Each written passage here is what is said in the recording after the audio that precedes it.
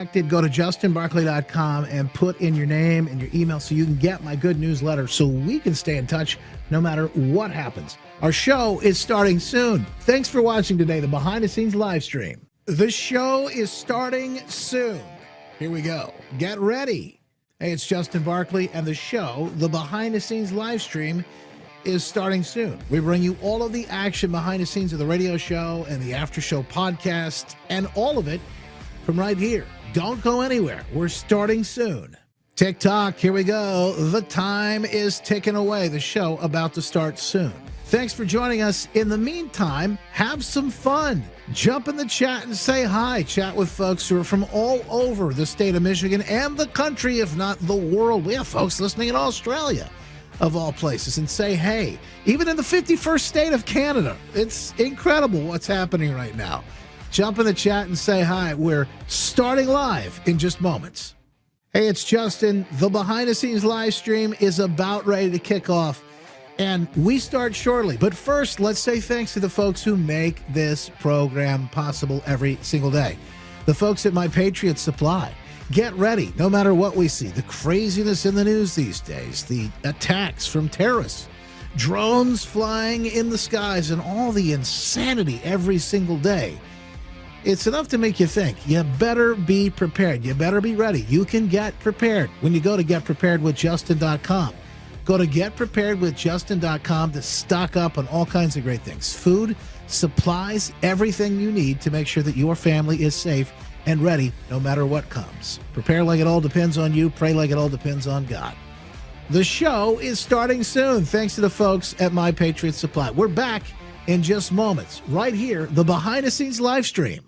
Hey, it's Justin. The show is about ready to start. First, let's say thanks to the folks who make this program possible every day. Missy and the crew at My Pure Health Solutions. Down 40 pounds in 40 days. You know, health has become a major focus, and I think especially for you and a lot of other folks in the coming year ahead. Make sure you are exactly who you were called to be, who you're supposed to show up as on a daily basis. When you drop the weight and feel great, you're going to feel better than you've ever felt before. It's not only losing the weight, being able to wear clothes that you never were able to wear, and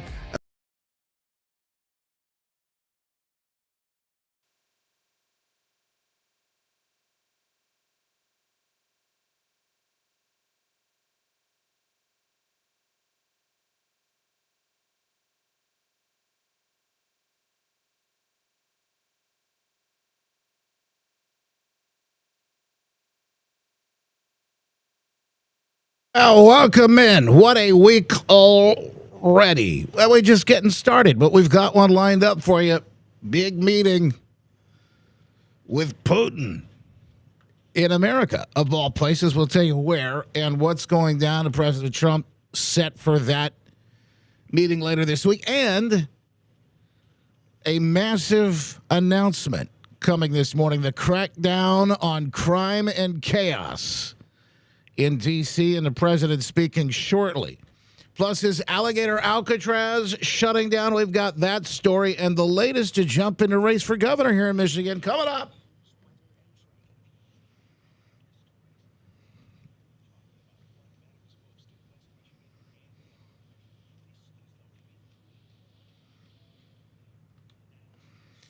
Yeah, the stories that matter most. Should be talking about these around the water cooler, the dinner table, no matter where you are. Our big three, powered by our good friends at Heartland Home Mortgage, Dave Galloway and the team. We're going to talk to them later this week, by the way, because of the way things are moving. Predictions with the drop in interest rates next month already coming out of the Fed. We're already starting to see some folks getting ahead of it. And maybe some information you're going to need to know. He'll be on with us. I believe we're going to go Wednesday at 9:30, but hhmlending.com. You can reach out to him and get the scoop before anybody else, and he'll help you. Buy, refi, home equity, line of credit. We've done it all, and we've saved thousands, as so many others listening to this program have as well with Heartland Home Mortgage. Yes, the biggest stories of the day, folks. Putin coming to America. Trump says he's invited Vladimir Putin to Alaska.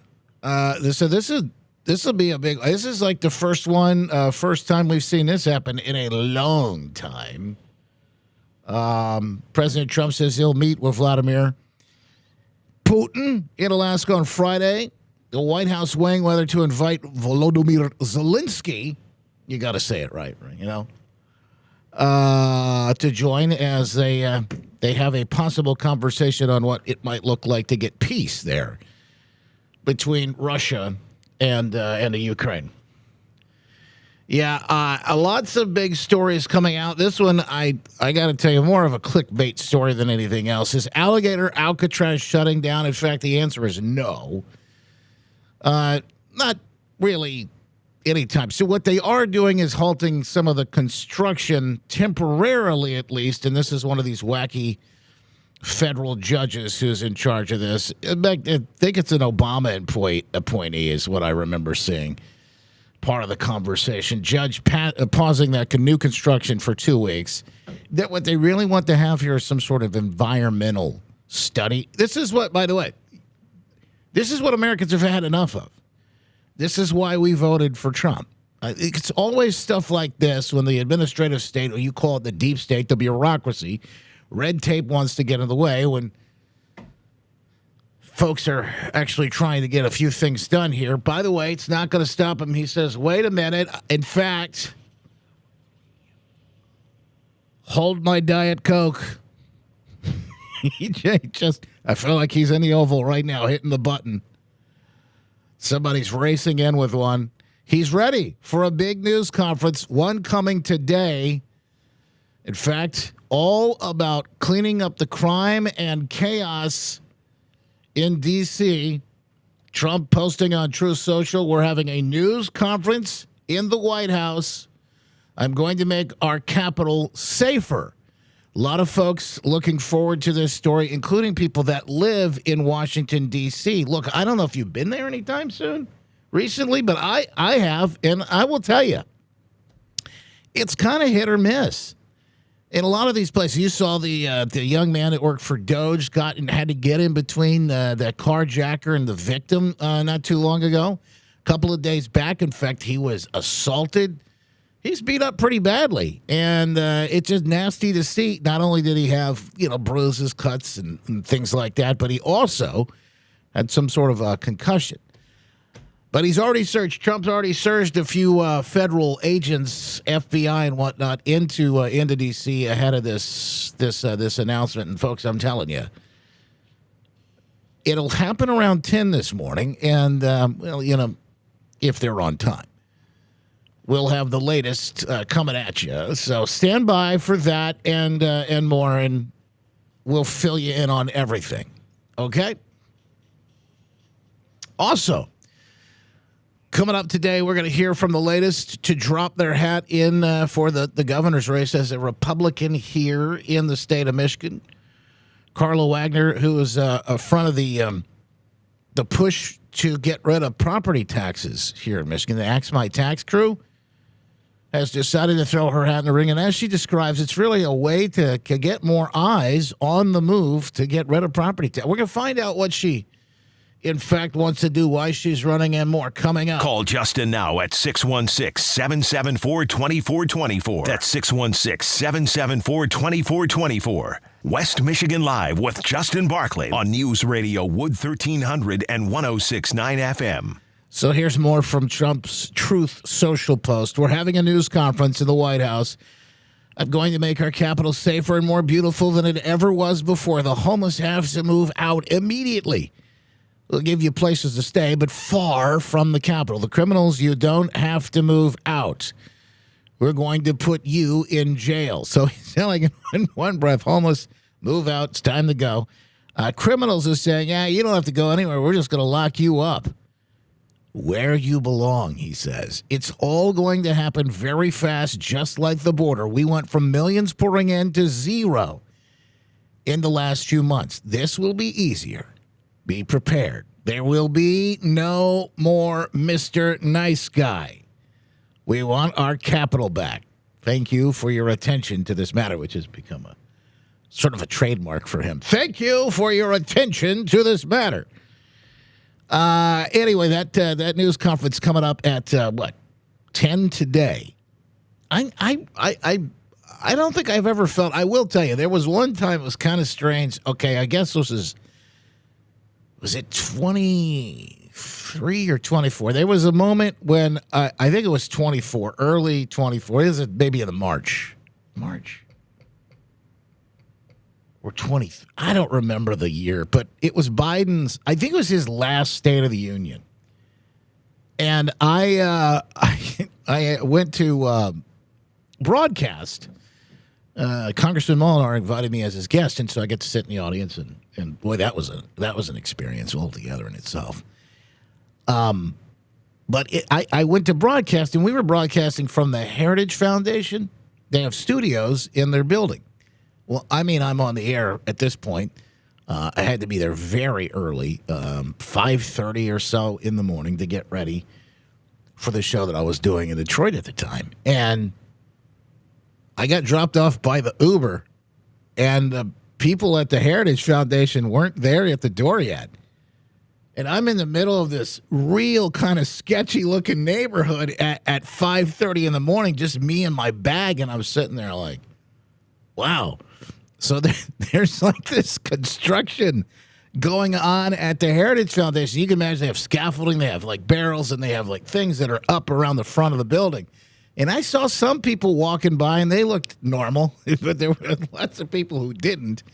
So what I decided to do is go, like, sort of hide behind the construction stuff so that, if anybody was walking around, they weren't going to see me. I wasn't going to, like, stand out like a sore thumb while I waited for somebody to come unlock the doors and let me in. It was a really weird moment. I don't think I would tell you that I ever felt unsafe at any time necessarily, but I will tell you this. I think it's like any other liberal, like very lefty kind of run city. It's same would be with Detroit, really, right? Or even Grand Rapids. Unfortunately, downtown at night at the wrong time in the wrong place, you're going to run into some, well, you could anyway, some problems and the situation you don't want to be a part of. I bring my family down to the city here sparingly.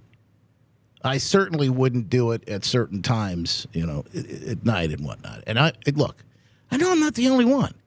I hate to say that. In a city where when I first moved here, like 20 years ago, whenever I first set foot in Grand Rapids, I'd never been here before. One of the things I thought when I hit Monroe Center and I got out of my car is how clean the streets were. I thought, man, this is like Disney World clean. And over the years, not so much. I mean, you'd walk down Monroe Center where there's a hotel next to where our building is. And it was the doors of the former, I think it was the Fox Jewelry store, I think is what it was. But they were all closed up, boarded up. But people would go, and when I say people, certain folks, the housing challenged. I don't know what the word of the day is to call. But folks who were drunk and high or whatever, they would go and they would use that corner, not just to sleep in, but they would also use it to go to the bathroom. So on a hot summer day, you walk past that, and boy, it was bacon. You walk right past it. They have the same problems in places like San Francisco. It's even worse there because you have to step over human discard material. I'm thinking of the best way I can say. For some of you sipping your coffee right now, I'm trying to think of the best way I can say this without turning your stomach as you're reaching for your bagel. But that's what you had to do, is step over that, or you have to step over syringes, and even worse in places like that. And unfortunately, a lot of these places end up in these situations because of toxic compassion. In other words, they're so afraid of actually helping the people that they need to help, giving them the boundaries and telling them, look, consequences, just like my kids. Like, we can't allow certain things. When they're throwing the fit, 9 times out of 10, my girls, it's they're tired or they're hungry. Now, I know this isn't the same thing, but you know what I mean? I have to show them there are consequences to your actions. And I know you're tired, you're hungry, and this is what's driving this, but we can't do these things. In the same way, in situations with the crime, the way people are doing what they're doing, and 9 times out of 10 because they never got the boundaries, they never got the idea that there were consequences. And if you can't learn those lessons, boy, it's time to take action and make sure we lock them up. But people would say, don't lock them up. That's the compassionate thing to do. Compassionate to who? Is that compassionate to the people that are victims of these crimes? Is it compassionate to that lady that was hijacked? Is it compassionate to the Doge member, Mr. Balls, Mr. Big Balls? Was it compassionate to him that these people are running the streets? So today at 10, we're going to find out exactly, because that's the era we're in, folks. We're going to find out exactly what is in store, the find out era. Fooled around long enough. Trump is setting the record straight. Coming up, you can join in the program at any time, 261-677-424-24. Give you a chance to do that. I got some news clips from over the weekend you've got to hear. We'll get into some of the doozies. And Carla Wagner, Axe My Tax is on the way, 9:35 today. Don't go anywhere. We're back after this. Straight. It's West Michigan Live with Justin Barkley on News Radio Wood 1300 and 106.9 FM and on demand anytime on the iHeartRadio app. Here are your headlines from the Midwesterner this Monday, August 11th. I'm Robin Kaufman. We begin with a Midwesterner.news original story. A new study finds Governor Whitmer's Healthy Climate Plan will cost $386 billion over the next 25 years. On average, taxpayers will be spending about $228 a month on utility bills. Former Michigan House Speaker Joe Tate drops out of the U.S. Senate race. He says he's going in a different direction of service. And President Trump scheduled to meet on Friday with Russian President Putin in Alaska. The goal of the meeting to end Russia's war in Ukraine. You're losing thousands of people a week, Russians and Ukrainians mostly soldiers, but, missiles are lobbed into cities and towns, Kiev, lots of places. You've been reading the same stories that I've been reading, and we got to get it solved. For these stories and more, visit The Midwesterner at themidwesterner.news. Hi, I'm Congressman John Molinar. I supported the One Big Beautiful Bill to permanently extend tax cuts for middle-class families in Michigan. This important legislation also provides additional relief for seniors. All right. Welcome in, folks. Appreciate you being here with us this morning. I got the Freedom Fam VIPs. Guys, I got to tell you, just so you know, behind the scenes, it's like 90 degrees in the studio this morning. I don't know if I'm exaggerating, but whatever AC they got running in here, it ain't working. So producer Adam has gone. If you hear like a something like that, there's a little bit of a fan running behind me just to keep it bearable. The breeze is nice. I will say that's very cool. You guys are not seeing us on Locals? Guys, oh my goodness. I don't know what's going on here. This should be...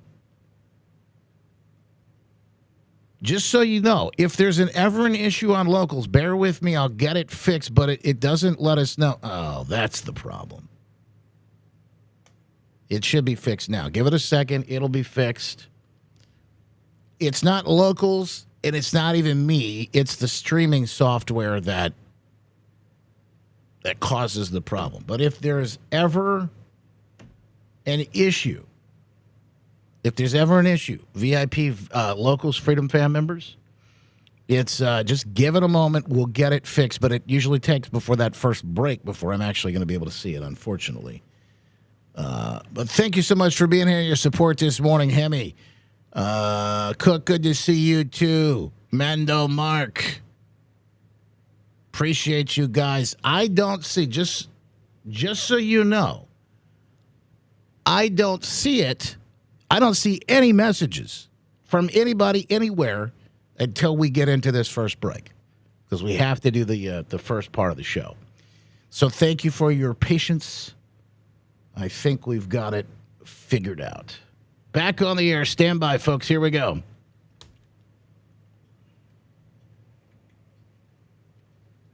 Hey, you can always hit the talkback feature. MKD Funeral Homes, our good friends, making it possible today to sound off, rant, rave, ask a question even. Over on the iHeartRadio app, just use that microphone button right next to the play button. And while you're there, make us one of your presets.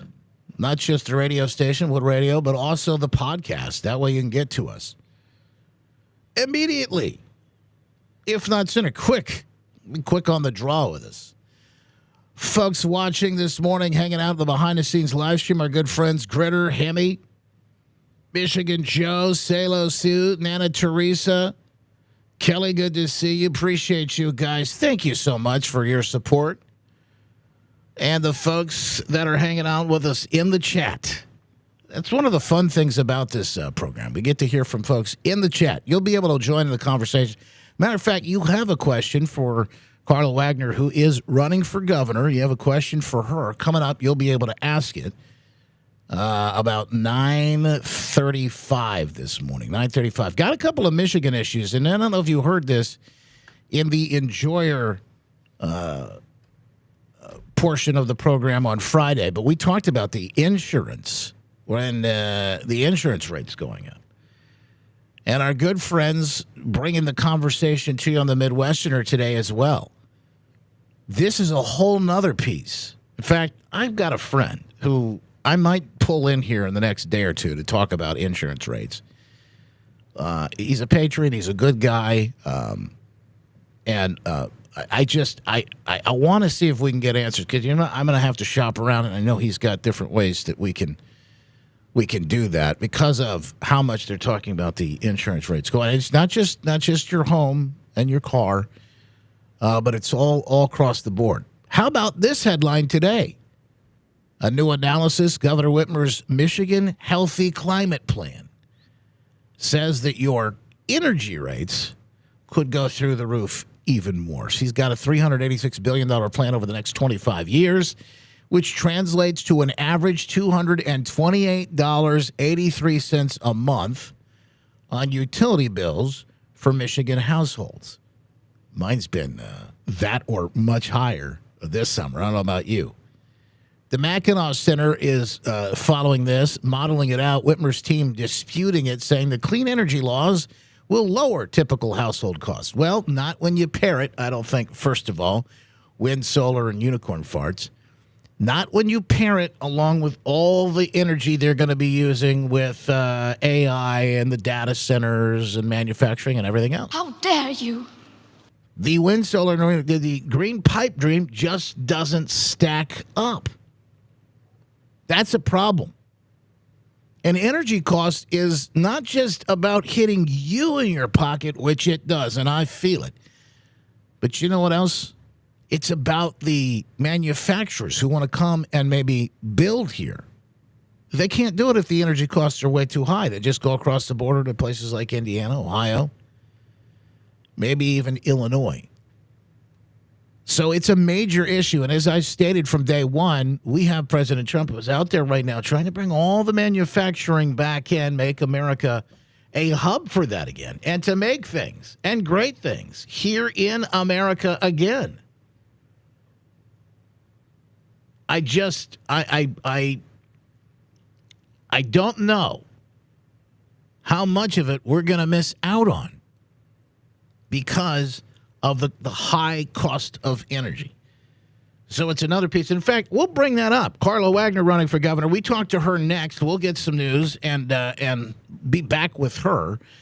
She's got started this Axe My Tax, Get Rid of Property Taxes. We'll lay it all on her and get answers for you after this. Informative, engaging. It's West Michigan Live with Justin Barkley on News Radio Wood 1300 and 106.9 FM. Have you taken a good look at your roof lately? Moss, mold, dark streaks. Those aren't just cosmetic. They're signs your roof is aging. Now, replacing a roof, that's a massive expense. And let's be real, it's not always necessary. That's where my friends at Roof Max of Ada come in. They offer an all-natural treatment that restores your shingles' flexibility and waterproofing, basically giving extra years to your roof by adding at least 5 years or more to the roof and shingles life. They're local, they're honest, and they're not about gimmicks or high-pressure sales. Just straight-up trustworthy advice about what's best for your home. So before you spend tens of thousands on a full roof replacement, Call Roof Max of Ada and schedule your free roof inspection today. Tell them Justin sent you. Visit roofsaversmi.com or call 616-393-7710. That's 616-393-7710. Looking for reliable plumbing services in West Michigan? For 60 years, McDonald Plumbing has been the name families and businesses. All right, good morning, folks. And we'll say good morning to the rest of the folks that are hanging out today. We got all the VIPs covered on Rumble. We appreciate you being here with us today, too. Man, oh, man. What a week already lining up. Good to see you, Mando. SJ. G. Froman, good to see you. SJ, I said D1P, and Jeremiah in the house today. Thank you. Julianne, MJZ, and many, many others. Over on the book, Joanne, Sherry, Sean, good to see you. Troy, Chuck, Julie, Sherry. Another Sherry, just a couple of Sherrys. We are Sherry strong today. Suzanne, Jessica, Joanne, good to see y'all. Sean as well. Thank you, guys. Thank you so much for hanging out. Thank you with the updates and more. Chuck says, thank you for the book. Received it the other day. Going to get it ready in the next day or two. No fear. God bless, man. I love that. Great to hear.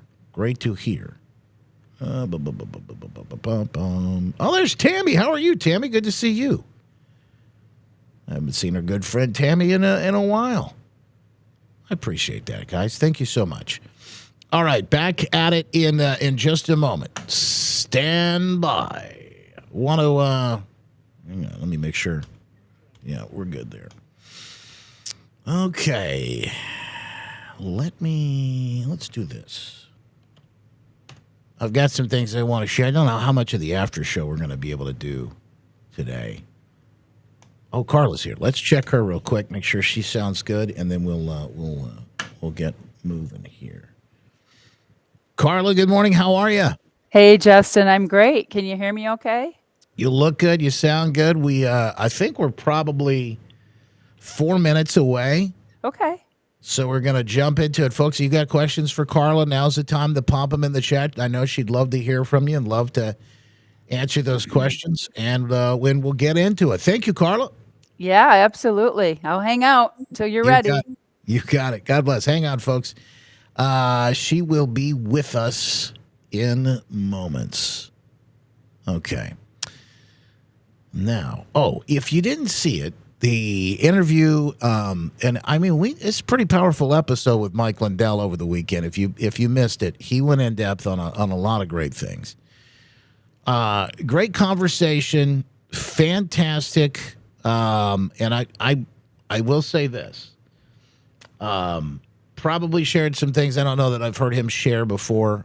Definitely went into heavy on his faith, and like he likes to do, but also talked about and gave some advice for how to deal with when you feel like, you're up against the wall.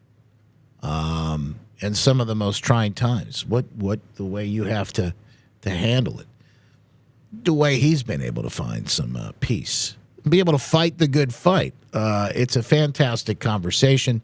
It's everywhere you get your podcast. We streamed it on Facebook, Twitter, X, Rumble, Getter, Locals, all those places.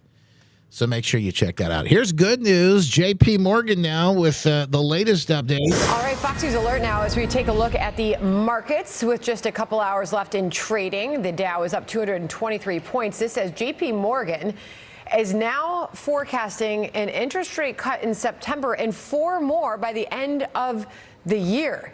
Okay, so markets are taking all of this in. In the meantime, Charles Payne is here to make sense of this. Charles Payne of Making Money. Yeah. Because people are looking to make money in this environment. And it seems, even when we ran our very unscientific poll on our show Twitter account, what is most concerning to you right now? Is it prices? Is it employment?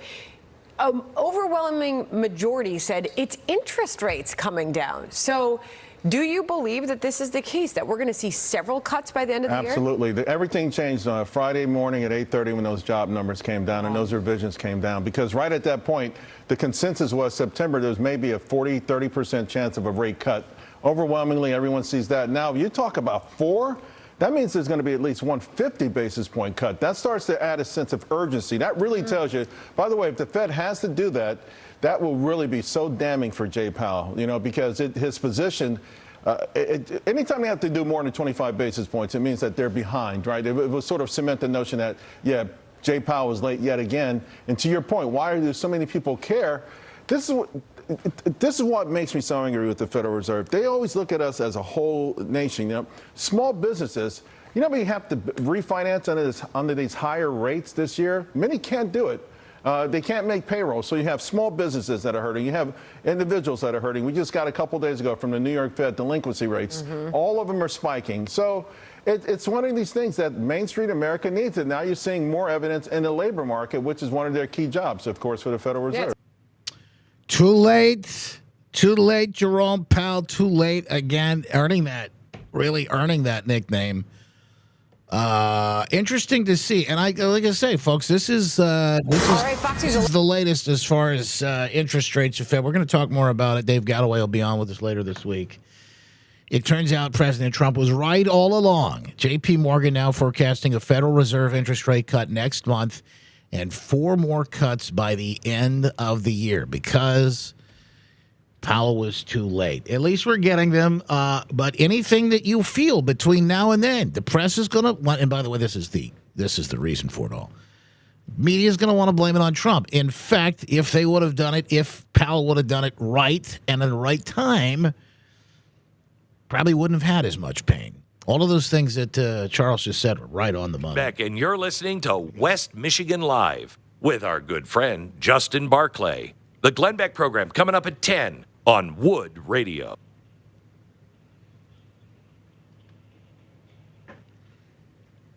Back at it, thanks to our good friends at the Good Feet Store.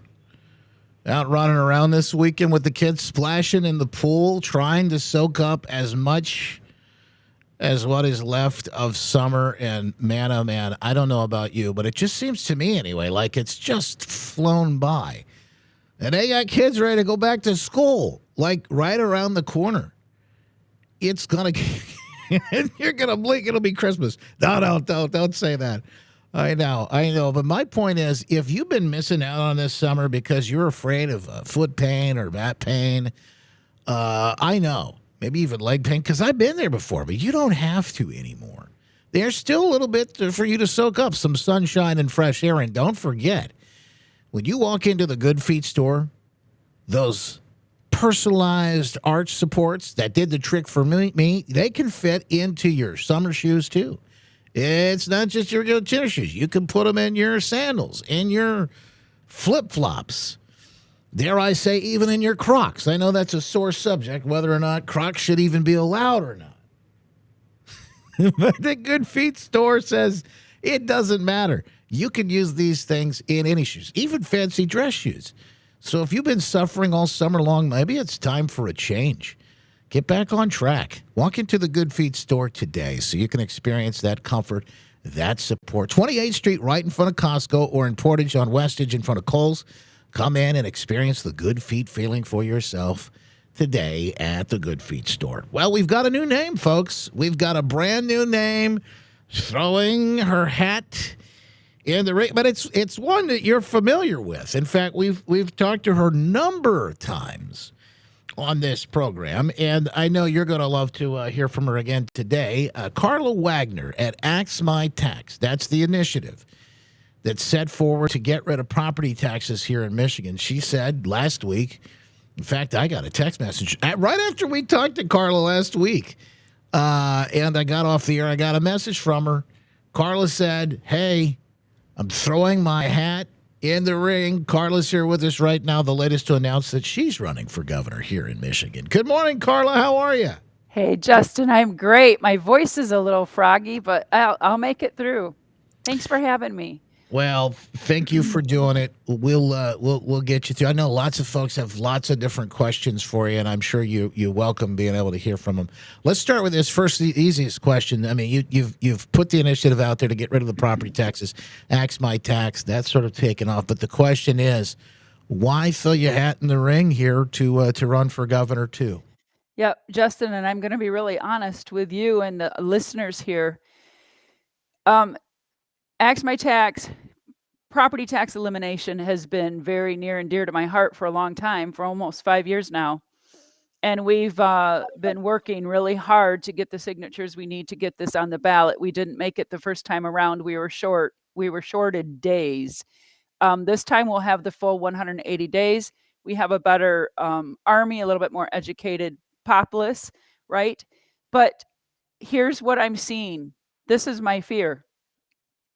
There are other gubernatorial candidates right now that I think are figuring out they should talk about property tax elimination because it's what the people want.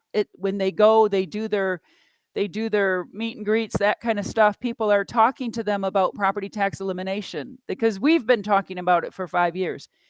So they're changing their messaging a little bit and they're starting to talk about it, but I don't want it to just be lip service to get signatures and votes for them. This is too important to the people of the state of Michigan, and it's too important to the state itself that we do something about property taxes. We are making a difference. We have had let a couple of people in the legislation in Michigan here that have written bills to reform property taxes, but they don't get enough support because they're not listening to us. They're not listening to the people. I believe that property taxes are the number one concern for people in the state of Michigan today. Finances, property tax elimination. You heard the gentleman on the news program that you had just before me. What did he say about foreclosures or bankruptcy on collectibles, right? Our debt, personal debt, is as high as it's ever been. Property tax elimination can fix that, and it will fix so many other things along the way. I firmly believe it will fix 50% of what is wrong with Michigan today if we eliminate property tax. So yeah, just to piggyback on that, and then Andrew's question, why are you running? What is this, just to bring more attention? Are you serious about the race for governor? It or is it just to bring more attention to the Axe My Tax efforts, or about a bit of both? It's both. It's both. We need the added exposure for sure. We need the added exposure. But again, my fear is other people will use it and they're not going to do anything about it. I am adamant about doing something about it, and I will do whatever it takes to get that done because our state will cease to exist if we don't do something. And that is why it has to be such a drastic measure. And it's like, be bold or go home. And I think that's what it is. And I'm just afraid that some of the other candidates that are running this is not their agenda. It is not their passion. And therefore, it's not going to be front and center for them like it is going to be for me.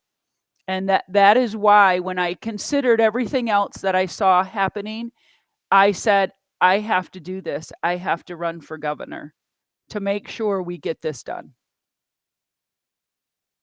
Carla Wagner, Axe My Tax, and now a Republican candidate for governor. She's filed her paperwork. What's next? I mean, obviously, you continue to have these conversations with people. You're going to have lots of questions from different people as you are continuing to kind of crisscross the state here.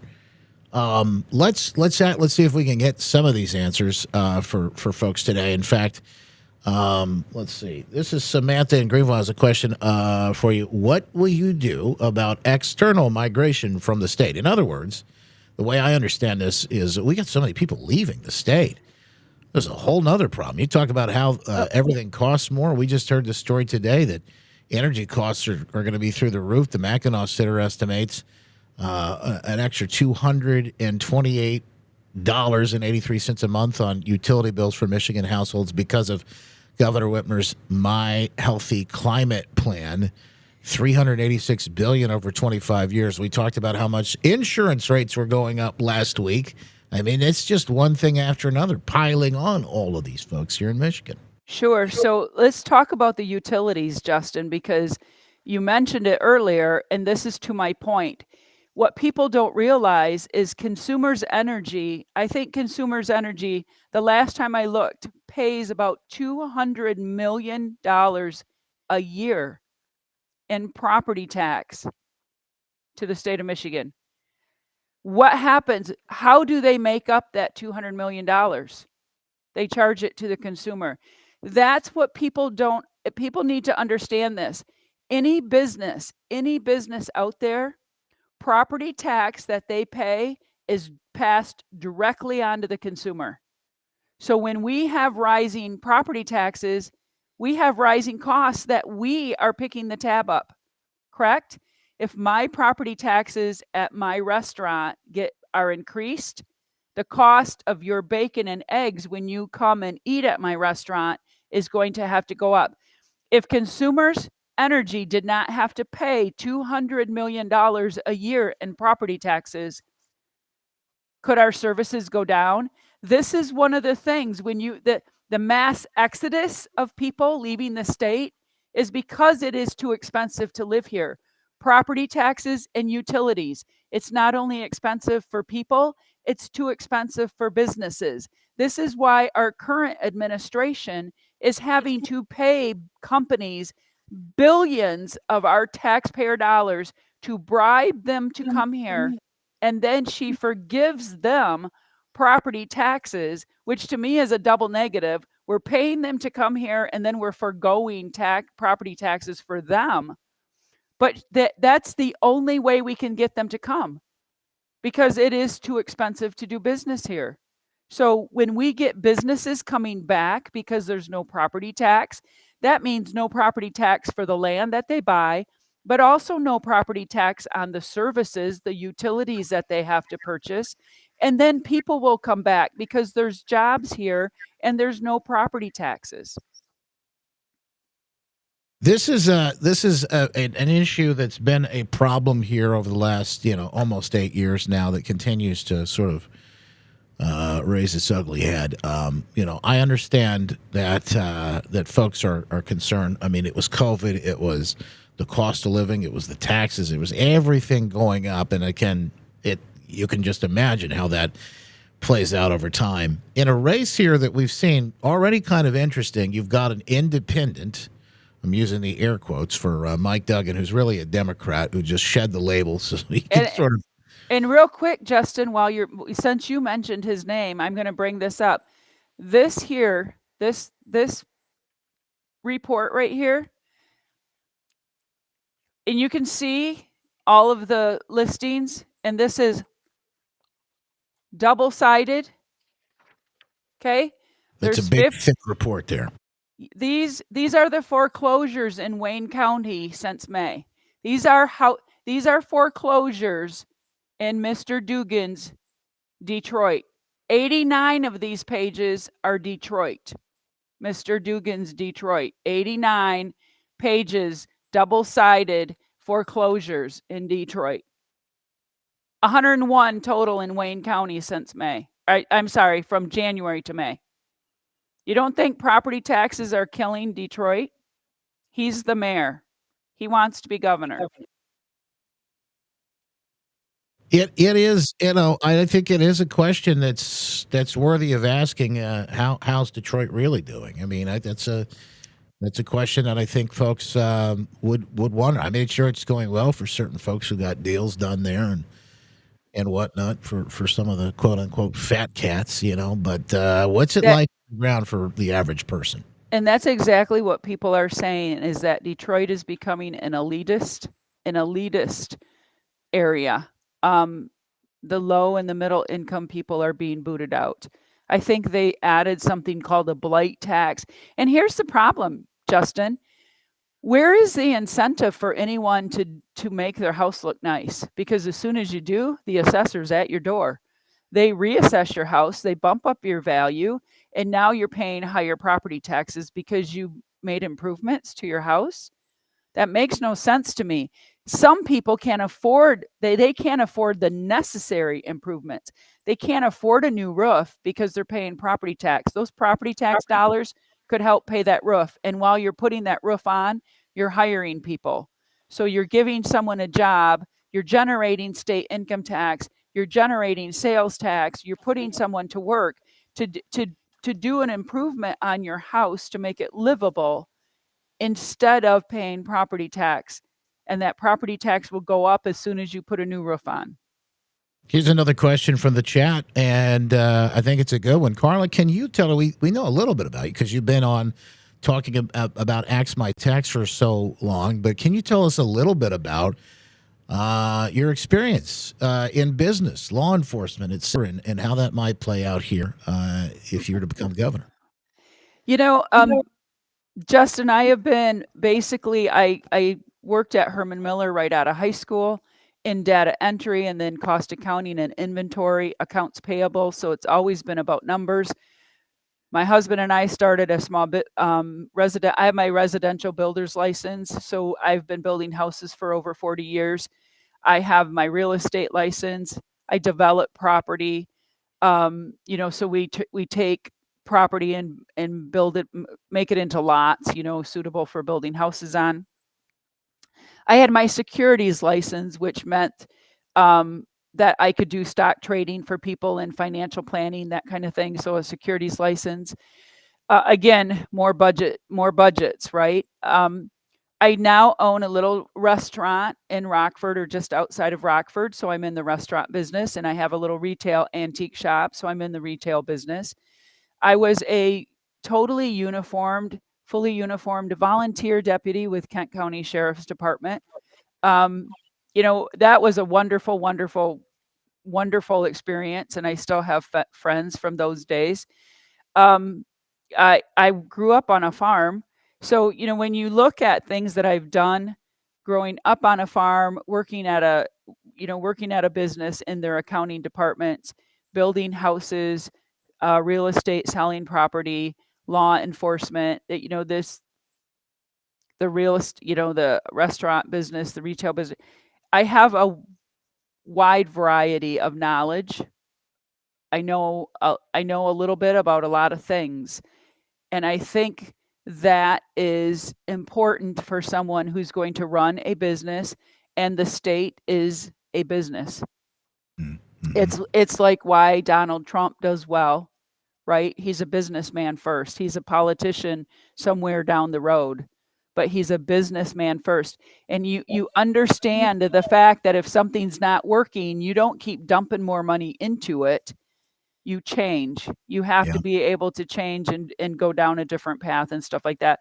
We have so many things here in Michigan that are good, that we should be one of the wealthiest states in the nation, which Mr. Trump recognizes, because he said we need to make Michigan the manufacturing capital of the world, or at least of the United States. And we can do that, but not with property tax, not with property taxes the way they are today. I don't see that ever happening.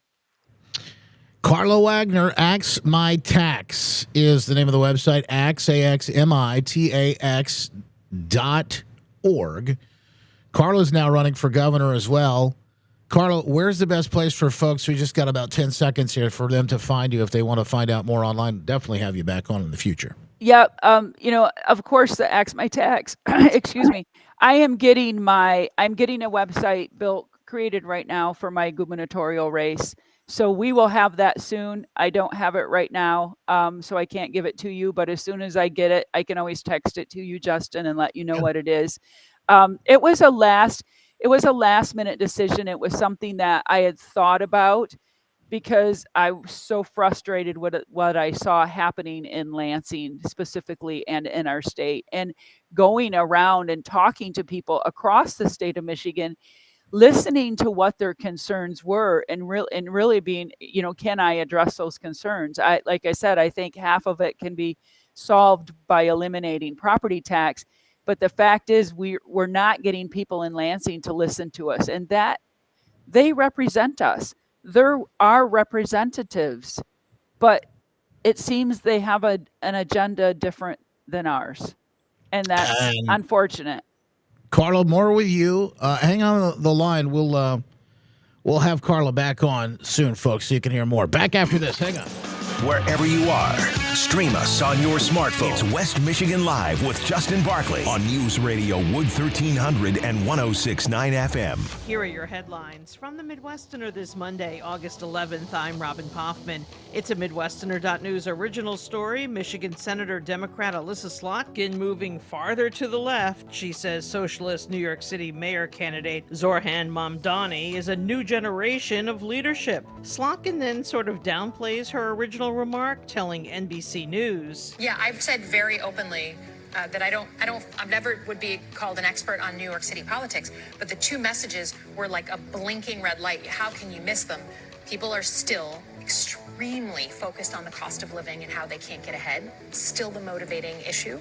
And then number two, they want that new generation of leadership. In other news, a new study finds Governor Whitmer's Healthy Climate Plan will cost $386 billion over the next 25 years. On average, taxpayers will be spending about $228 a month on utility bills.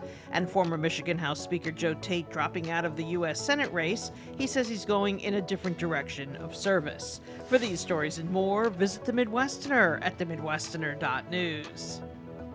Well, summer is here. Hey, it's all right.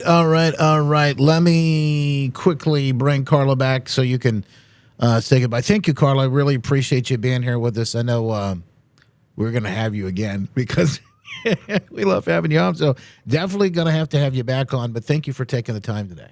Yeah, I really appreciate it. And you know what, Justin, I just feel like I was meant to ask questions and expose. I'm not afraid. I guess I'm just not afraid to expose what needs to be exposed and to ask the questions, because to me, this is not about a party. This is about the people of the state of Michigan. You know, I did declare as a Republican because I didn't want to be an independent like Mayor Dugan. And I'm not a Democrat. People can just see, you know, the things that I do believe in. I can't, Republican was the easy one for me, but it still wasn't easy. I wanted it to be a Ronald Reagan Republican. And I do believe there are still JFK Democrats out there that we could work very well together. That's what we need to get back to. Common sense for common people and a common ground so that we can actually move Michigan forward and make it the wealthiest state it should be and not the welfare state it is today. When the people prosper, the state will prosper, and that should be a motto, I think. I agree. Yeah, I absolutely agree. Carla, thank you so much for taking the time. We appreciate you. Yeah, I appreciate everybody, Justin, not only you, because you've been so supportive of everything we've done with Axe My Tax, but the people, the circulators, the people that are really busting their butt to get the signatures that we need to get Axe My Tax. I could not let them down. And that is why I said, if we can't get those signatures, where do we go from here? I'm not done with this. We're not done with it. We will do something about property tax elimination. Well, there you have it. Got to jump back on the air, but Carla, thank you for taking the time. God bless. We'll see you soon. Thank you so much. Bye-bye. Yep, you too. All right, folks, back at it. And don't forget that press conference. The president is coming up in just moments. Tick-tock, tick-tock. We're watching, waiting for 10 o'clock.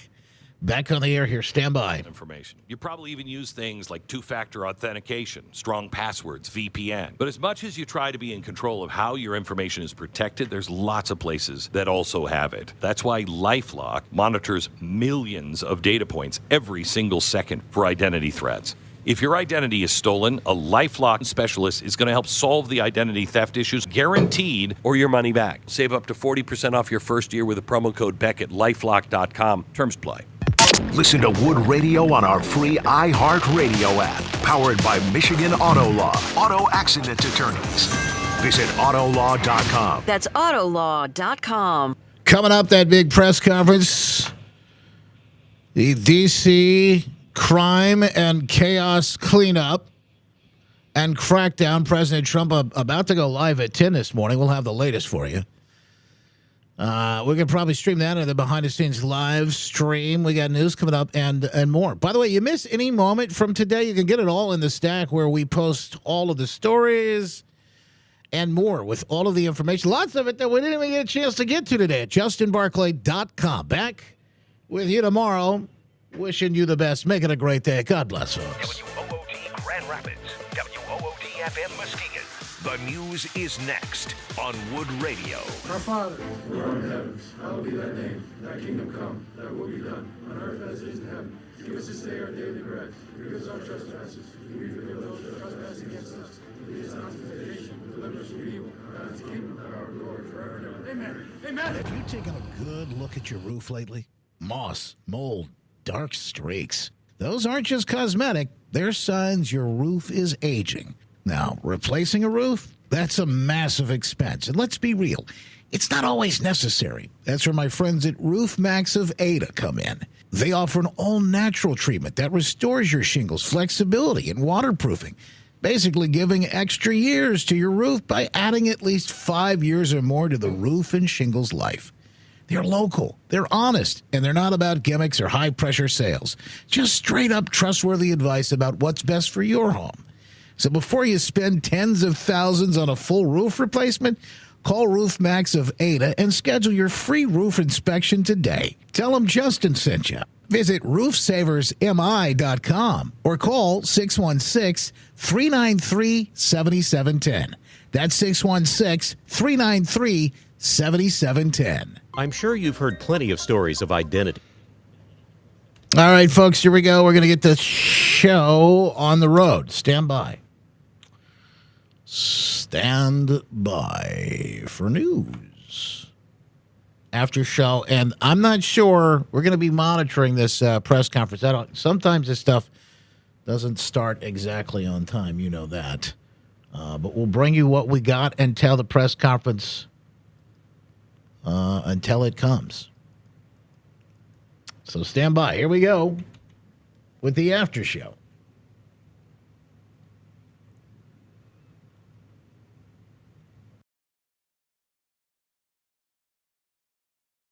Get ready to strap in. It's going to be a heck of a ride. It's like drinking from a fire hose. Never a dull moment, but yes, you'll hear the stories you won't hear anywhere else, and we appreciate you being here with us for them today. I'm Justin Barclay.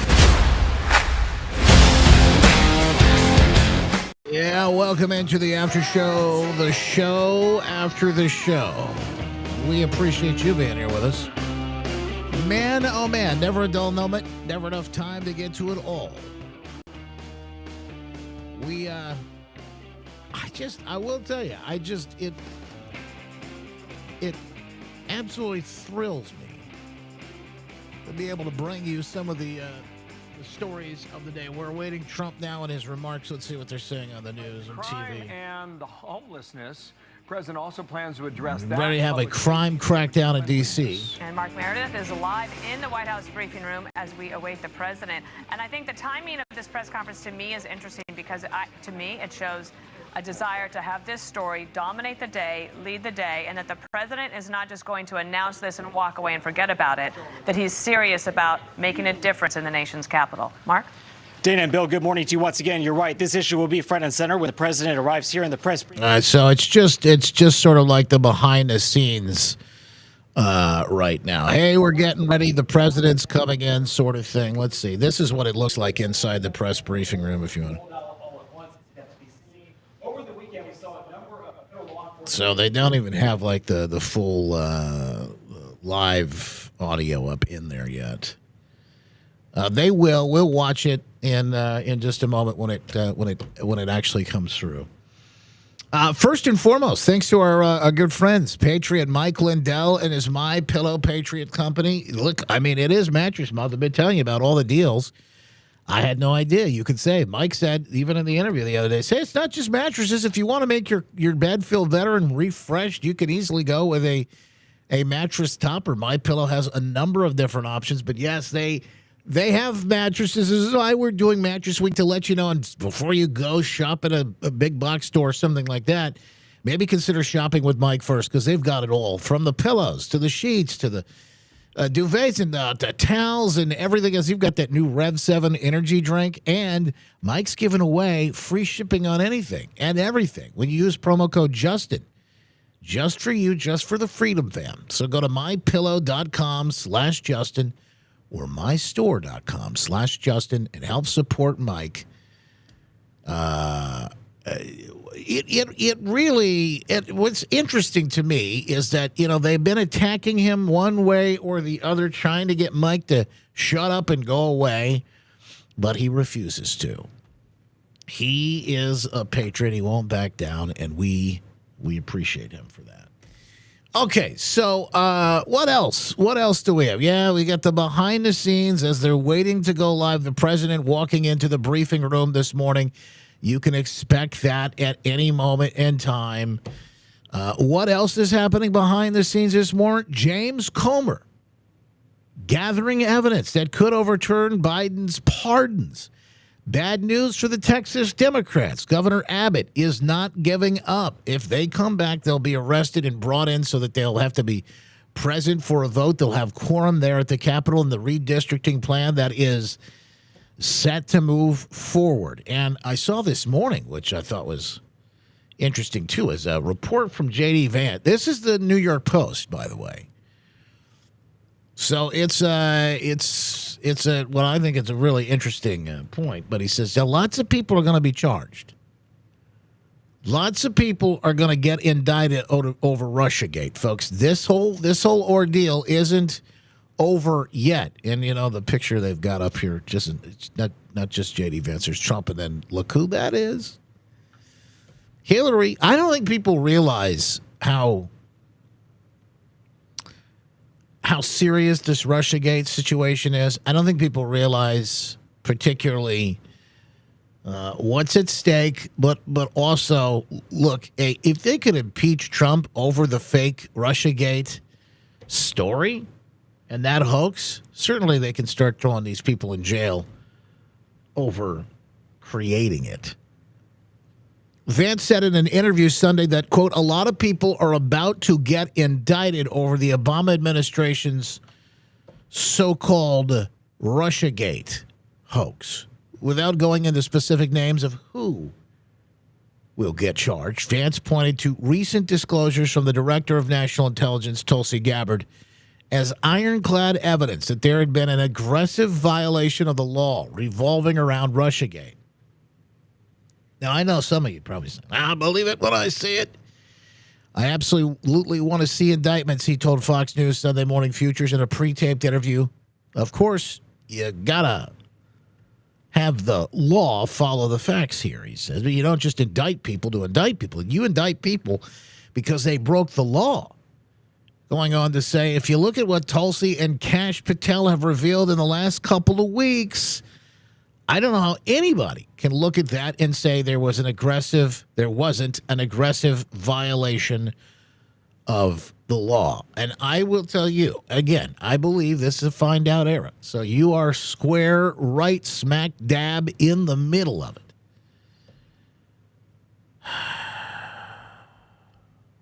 It's going to get interesting, folks. I'm just telling you, it's going to get really, really, really interesting. And I think it's going to shake a lot of people up. Well, there's a lot of people on Facebook, particularly, that just have no idea. They just have no idea, and they're completely, it's a Trump delusion syndrome. They are completely delusional. They've lost it. They've lost the plot. They don't understand.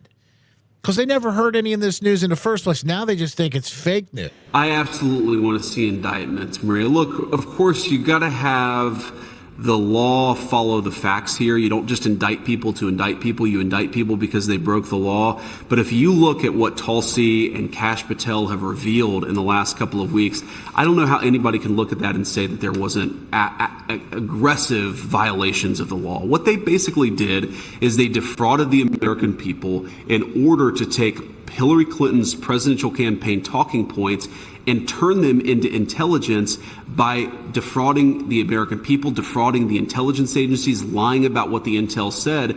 They would take something that supported a Hillary Clinton campaign talking point, and they would overemphasize it and exaggerate it. They took anything that actually contradicted that narrative, and they buried it deep. And through that, they actually laundered Hillary Clinton's presidential campaign talking points through the American intelligence services. That's a violation of the people's trust. That's a violation of what our intelligence services should be doing, and I absolutely think they broke the law, and you're going to see a lot of people get indicted for that. Here's the thing that should really bother the American people. What do you want our intelligence community to be doing? I want them to be catching bad guys. I want them to be making sure that terrorists aren't going to kill innocent American civilians. I don't want them laundering Hillary Clinton's campaign talking points into the American media and giving them this air of legitimacy. It is sick. And it's disgusting. It hurt the intelligence community, it hurt the American people, and it hurt the first Trump administration. We've got to have consequences for it, or we're just going to see the same play repeated again and after again. Yeah, I absolutely I've got to address this because this is good. My good friend Andrew says, that's all nice and all, but where's the Epstein list? I've seen these comments lately. And usually what I see people doing, by the way, and I know Andrew's now, but some of these folks are Democrat trolls. And they've got this little graphic that they put into it doesn't matter what the story is. They'll just drop it in the comments. And it basically says the same thing. And I kind of chuckle when I see it, but also I want to just warn you, if you think the Epstein story is bigger than the coup on the sitting president of the United States and from the sitting president of the United States, from Obama, and by the way, what he did and what they were doing behind the scenes. If you think that Epstein story is bigger than this, I'm sorry, but you fell for it. You fell for not the story, not the Epstein story isn't important, but you fell for the Democrat hoax of the Epstein story. Why do I say that? Very good point. Here we go. It's another day and another ruling from a judge. You know, if Democrats wanted this story out, it'd be out. If they wanted it out during the Trump run for office, they would have put it out. But here we go again this morning, just moments ago. President Trump's bid to release Epstein associate Ghislaine Maxwell's grand jury transcripts. Remember, he wanted them out. They just sat down. And said, why don't we release those? Well, I think these are the grand jury transcripts. So I don't know if these are the recent ones or if these are the past ones. But either way, he said, yeah, put them out. The bid to have them released has been denied by an Obama judge. So just remember, as you're making those comments, if you're dropping the memes, just remember, this all plays into the same issue. And we're going to need a bigger hoax. That's what they're saying right now. We're going to need a bigger hoax. None of them have worked. I just want you to be aware of what is happening behind the scenes here.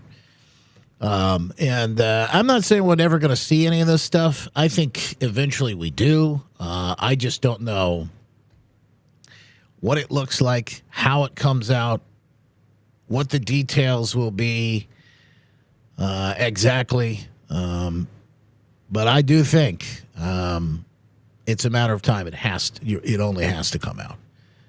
It absolutely has to come out. So that's the latest. And by the way, I think it's another good point. Why are Democrats, well, on one hand saying he's responsible. Let's get the files out. And then Democrats, on the other hand, are the ones trying to keep the files secret.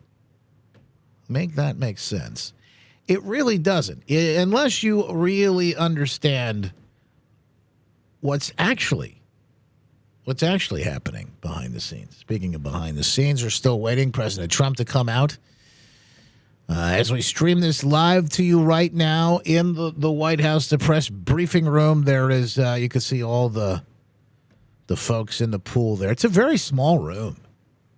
And they all sort of crammed in there. And by the way, today probably more so than ever, because this is a massive story. The cleanup of D.C. What's it going to look like? The crackdown on all the crime and the chaos. It's already started. Folks on the left are already screaming about it right and left. In fact, wanting to make this the next big, he's horrible. But did you see Jimmy? This is hilarious. Over the weekend, Jimmy Kimmel, I guess he's doing a podcast. This used to be his ex-wife. I don't know if they're still together. And by the way, please, if you're around kids or if you are in a situation where you don't want this to be Bronco, just turn it down for a moment or put your earbuds in or whatever it is that you do. Because I don't know. I don't know. I've heard some of this, but I don't know the full clip here, what we're about ready to hear and how bad it is. So, because again, they're on a podcast. Sarah Silverman and Jimmy Kimmel. And Jimmy reveals that he's ready to leave the country if he needs to. Now, that's kind of, speaking of the list, that's kind of guilty, isn't it? A lot of people I know are thinking about where they can get citizenship. And I do have Italian. I did get Italian citizenship. You do? I do. That's amazing. Yeah, I do have that. And what's going on is as bad as you thought it was going to be. Way worse. It's so much worse. It's just unbelievable. These people have no idea what they're talking about. They have no clue. It's just hilarious. They don't even have specific. It's just what you thought it was going to be. It's just way worse than it. It's just bad. I feel like it's probably even worse than he would like it to be. Probably, yeah. What the heck does that even mean? It's probably worse than he would like. They don't have any specifics, anything to say. That there's a lot of folks on the left that just watch this and go, "Oh yeah, Trump, I'm deranged. I've got TDS," and she just agreed with him. Yeah, probably. You're right. It probably is. Yeah. I mean, I do every once in a while. I'll Google Trump regrets or MAGA regrets just to see all the zero. Nobody has a regret. People that I'm not happy that they're upset and but it makes me hope that maybe this will bring people together. No, not happening. People have already been brought together. They voted for him. And people like you are feeling the pain, the pinch right now. In fact, I'll tell you this, Hollywood's feeling it now more than ever before. Jimmy Kimmel's also feeling it, too. I mean, look at that. These guys are on the ropes. Colbert's out the door. Did you see Gutfeld the other day went on Jimmy Fallon's show? You know, Gutfeld's the highest rated, late night show. It's a win-win for Gutfeld because he picks up new audience. It was kind of a win-win for NBC for Fallon to have Gutfeld on because it shows that he's willing to do this sort of thing. And let's be fair. Fallon... It's not a Kimmel. He's not a Kimmel. He's certainly not a Colbert. He seems like he's trying to have a little more fun in some ways. I don't watch any of it, to be honest with you. I'm not up that late and don't watch a lot of... I don't. I just don't watch a lot of TV as it is anyway. But these guys are just crazy. Jimmy Kimmel got his citizenship. In Italy, so he's got his Italian citizenship. If anything is going on, then make sure he'll just slip away. But did you notice this the other day? Well, they start coming out with these stories and the Russia hoax stuff, and who is the guy? Mueller. Did you see the story about Mueller? This is wild to me. Mueller. Do you remember?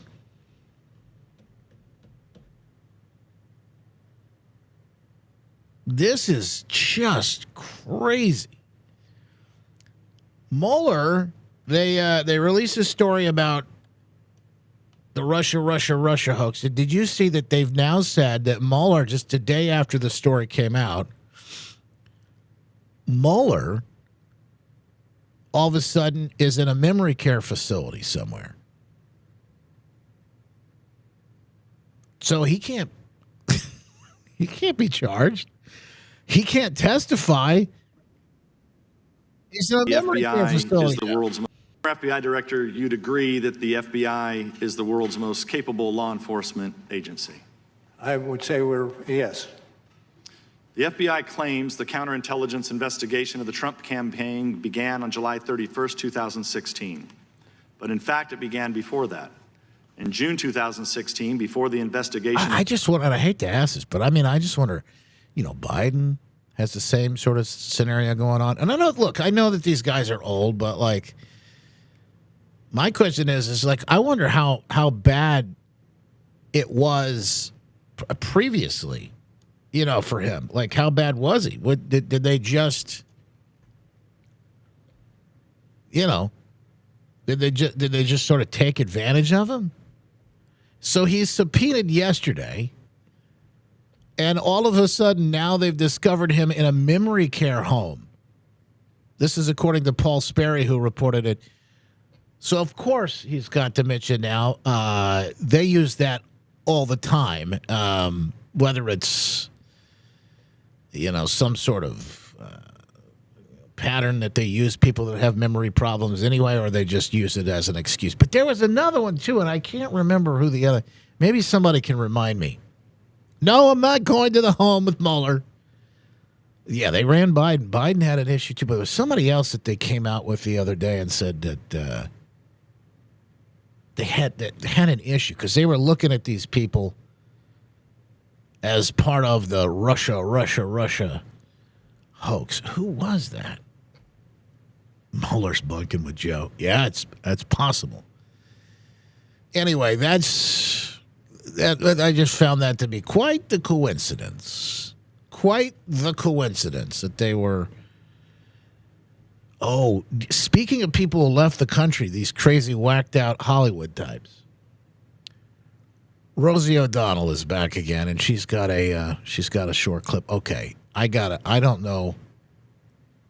Again, I'm going to warn you. Because I don't know what this is. It was just sent to me. It says a short special message from Rosie O'Donnell. I don't know what it's going to say. So I just warn you, turn your volume down. I'll give you a few seconds to get it done in 3, 2.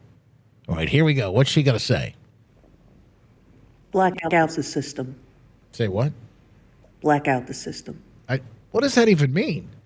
Is she okay? Are they gonna send her to a memory care facility next? Black out the system. Black out the system. I don't have a clue. Don't have a clue. I don't think that she knows what she's talking about. I really don't. Speaking of Trump derangement syndrome, and it's gone off the actual deep end. I don't know who this woman is because I don't watch television either. Wait, hang on, let me stop her. I don't watch television, but apparently she's a reality TV star, okay? And she was on some Housewives of Oklahoma. That can't be a show. That's a real show?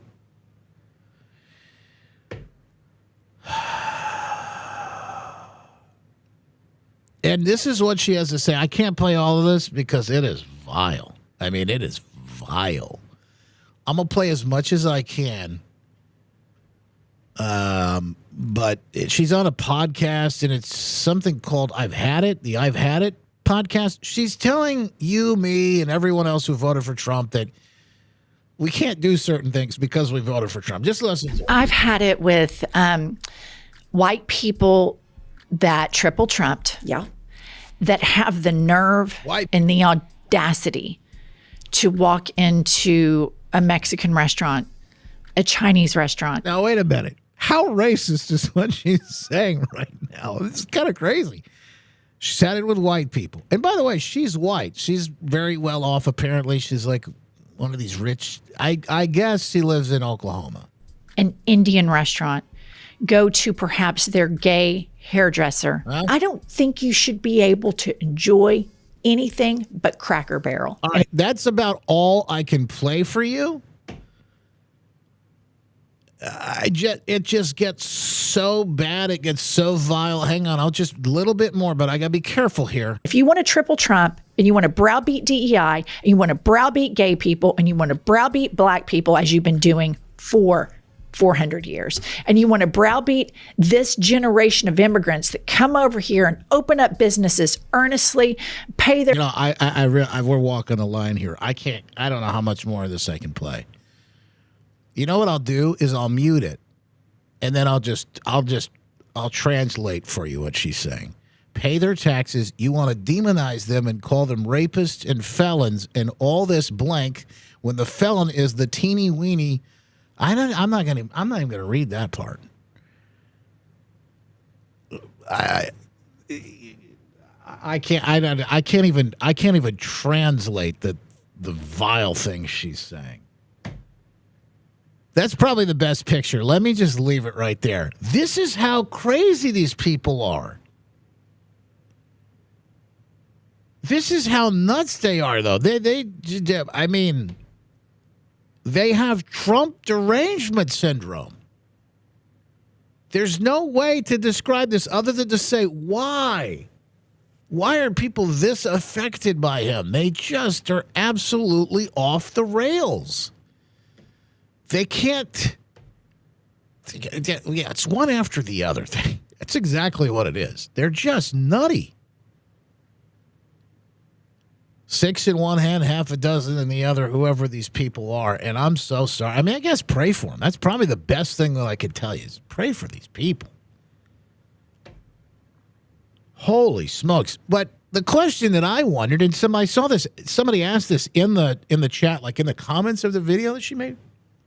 What about the gay people that voted for Trump? What about the Hispanics that voted for Trump? What about the Asians that voted for any number of those people, black people, any of the number of the people that she just mentioned? What about any of those people that voted for Trump? What do you say to them? We're still waiting, by the way, his big press conference there set to go inside the briefing room in just moments. So we'll take a quick pause, and we'll come back, see if we get him out. We always know he's going to probably be a little bit behind, but today, big crime crackdown in D.C. The latest coming up. I'm Dr. Kirk Elliott, founder of Kirk Elliott Precious Metals. After being in the industry for more than a decade, I knew there was a better way. It's an exciting time to invest in gold and silver with the most significant bull market I've ever seen, but please don't overpay for your stuff. At KEPM, we focus on low-cost bullion only, and we don't charge a commission when you sell. We would love to connect with you, so call our office at 720-605-3900 or go to goldwithjustin.com today. I see people talking about this in the chat, so I just thought especially over on Locals, I just thought I'd let you guys know.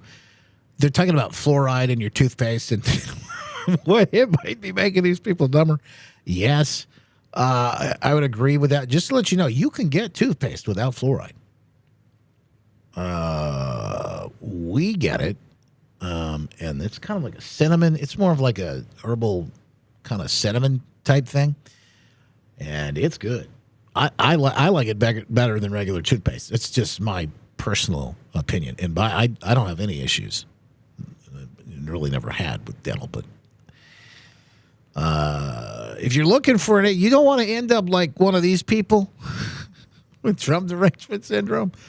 All right, folks, we got Trump live inside the White House. Is this, I don't know if this is it or not. Sitting there tweeting, bing, bing, bing. You press a button, bing, bing. They all hand you checks, bing, bing, bing, bing. We had our beautiful Marine standing there, bing, bing, bing, bing. You know, in the old days, bing, bong. You know, with the map, bing, bing, bing. Little mouth on him, bing, bing, bing, bing, bing, bing, bing, bing. Bing, bing, bing. They're cleaning up. Fix it up, bing, bing, bing. A 14-point plan, bing, bing, bing. Anthony Weiner, you know, the little bing, bing, bing. Everyone's attacked me has gone bing. Everyone else, bing. Where have they gone? Bing. Wow, what a tackle. Bing. Playing cards. Bing, bing, bing. Those tunnels. Bing, boom. Right under the toilet. Bing, boom. Right up. Bing. Like a rocket ship, except in the wrong direction. I'd fly over, drop them right on top. You know, just bing. They want me to use the pump. Because the other one, which I really like better than going bing, bing, bing. It's like puppets. Bing, bing, bing, bing, bong, bong, bing, bing, bing. The bing, bing, bang, bang, boom. I was imitating puppets, and I said, maybe I shouldn't do that anymore. Bye, Bing. Bing, that's the end of that. You know, it's the only thing he can say. That's hilarious. No, that's not the president. We're still waiting. I don't know how long it's going to take them to come out and do this. So I'll tell you what I'll do is I'll leave the stream open. I'm going to close this off. Then I'll leave the stream open with this behind the scenes. What's the brand toothpaste that I use? I get it from the Patriot store, but there's so many different kinds. Dr. Bronner's, I saw somebody. I'm not going to recommend because I can't do. The only one I recommend is the one that I use. If you want to just reach out and I'll fill you in. Or you could go to the website, justinbarkley.com.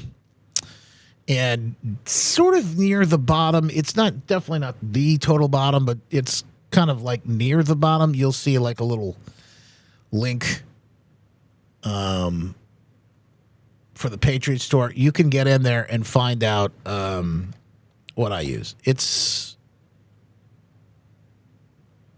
I can't remember the actual name. It was cinnamon something.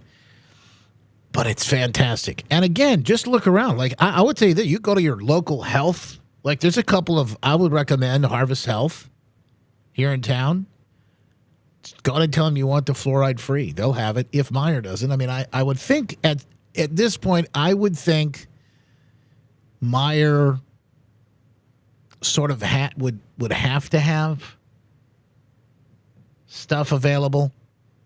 Target, I don't know who you want to support. Tom's. Oh, there you go. Hello is another one, Suzanne says. Look around, guys. I mean, I'm not giving you any dental advice. But that's what I would do. I would look around. I would take a look at if that's something that's important to you. We switched a long time ago, and I could, like I said, couldn't be happier, and I don't have any issues. Now, I don't know what your dentist may tell you. I'm not giving health advice here. I'm just saying, like, that's just my personal opinion. All right, one more before we go, and I don't know, maybe they'll come out while we're doing this, but there's a new word that's being introduced. Now, first of all, you just know, okay? Look, just look. You know this video is going to be good. Just look at this. This video is going to be good. Look at that. The hair, the piercings all over the face, the tattoos, the big old earrings, and the gauge things in the ears. Oh, I love it. This is going to be a good one. Fantastic. Two things to know. I'm non-binary. I go by they, them. And I work in a store that is pretty much all women. So whenever they're like addressing us or when they're talking, they're always like, hey, ladies.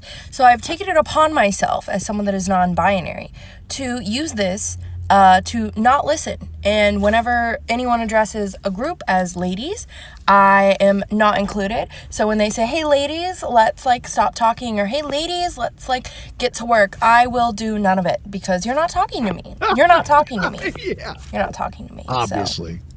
So. Yeah. I will not listen to anything that is said when it is started with, hey, ladies. I'm a theydy, not a lady. A theydy. Two things to know. I'm non-binary.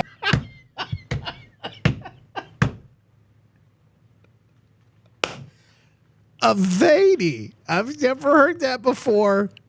Holy smokes. You wonder why this DEI stuff, you wonder why all this woke stuff has died. It's pretty simple. Like, this is insanity. The inmates are running the asylum, and it got to the most annoying point where eventually people like you, me, and everybody else stood up and said, okay, we're not doing this anymore. We're not doing this anymore. And it'll be as compassionate as possible, but ma'am, you have mental health issues. You have mental health issues. And the Trump opening up the asylums again would be like the best thing that they could do to try and get these dadies some help. I mean, I gotta hear it one more time because it's that crazy. I go by they, them. And I work in a store that is. I go by they, them. Okay, I'm just gonna throw that out there. You imagine how fast it was. Just putting it out there, just gonna let you know. I go by they, them. I guess if we had any question, but you know who else goes by they, them? Well, demons in the Bible, Legion, went by they, them. Two things to know. I'm non-binary. I go by they, them. And I work in a store that is pretty much all women. So whenever they're like addressing us or when they're talking, they're always like, hey, ladies. So I've taken it upon myself as someone that is non-binary to use this to not listen. And whenever anyone addresses a group as ladies, I am not included. The problem is not only that these people are delusional. That's not the problem. Like, that's part of it. It's that they expect and / demand that we follow their delusion. That's the thing. They follow that we gotta go right along with them, and if we don't, that's where they just lose it. So when they say, hey, ladies, let's stop talking, or hey, ladies, let's get to work, I will do none of it because you're not talking to me. You're not talking to me. No. You're not talking to me. So I will not listen to anything that is said when it is started with, hey, ladies. I'm a theydy, not a lady. A theydy. Woo! I just love this, and I think to myself, you're lucky that anyone's talking to you, period. You're lucky that you even have a job. I don't know who's employing this individual, but they might be rethinking that as this video goes viral. Holy smokes. Yeah, I'm not sure exactly what you're doing, but I'm done with it, and we're over it. We're not going to play that game anymore. All right, folks, don't forget, again, a chance to share our live videos anytime we're out live. Share them out and get in the running for something cool. Now, I didn't promote it today, but let me do a quick look. Maybe Danita over on Rumble. Danita will be our winner for today. Danita, do me a favor. It's like Don-Ita. Maybe that's like maybe that's like Trump's, like fake sort of troll account where he can stalk and you gotta have to go online as President Donald Trump. He's Don-Ita. I don't know. I love that name, and I am so glad you're with us today. Whoever you are, do me a favor. Send me an email and claim your prize today. I've got something good for you. Either a copy of my book, a t-shirt, or something even more special. In fact, we'll have more of those prizes throughout the day, so make sure you click share. Help us break the algorithm and more. Thank you for being here with us today, folks. God bless. Welcome to the world of Q Broadcast. Hey, it's Justin. It's the future of home entertainment. It's here today. Now you can say farewell to cable and other streaming services that limit your options and open the door to unlimited possibilities. Q Broadcast gives you the power to choose what you want to watch, when you want to watch, and where you want to watch your favorite shows. In sports, on up to 5 devices simultaneously. Q Broadcast brings together all your favorite streaming services in one place for only $2 a day. That's live TV, movies, news, and classic TV series. Pay-per-view for only $2 a day. You can't get a cup of coffee for that. That's Q Broadcast, and you can do it today. They make it a breeze for you and your family to find something you all love. You can take Q Broadcast wherever you go. Start watching on your phone and seamlessly continue to your TV, iPad, laptop. With Q Broadcast and the app, you can watch on any device, whether you're on the road or flying to your next destination. Q Broadcast is compatible with most streaming devices and smart TVs, so you can enjoy your favorite shows and movies on the big screen. And for all the sports fans, Q Broadcast offers your favorite college and professional sports from around the world, providing the ultimate sports experience. Q Broadcast is the future of home entertainment. So say goodbye to cable and the limitations. Embrace the endless possibilities with Q Broadcast. Upgrade to Q Broadcast today and start enjoying the freedom to watch what you want, when you want, and where you want for only $2 a day. Q Broadcast. It changes everything. Go to qwithjustin.com to find out more and get your 15-day trial started today. That's qwithjustin.com.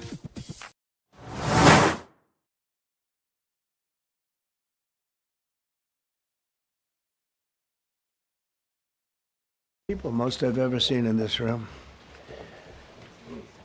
And we're here for a very serious purpose.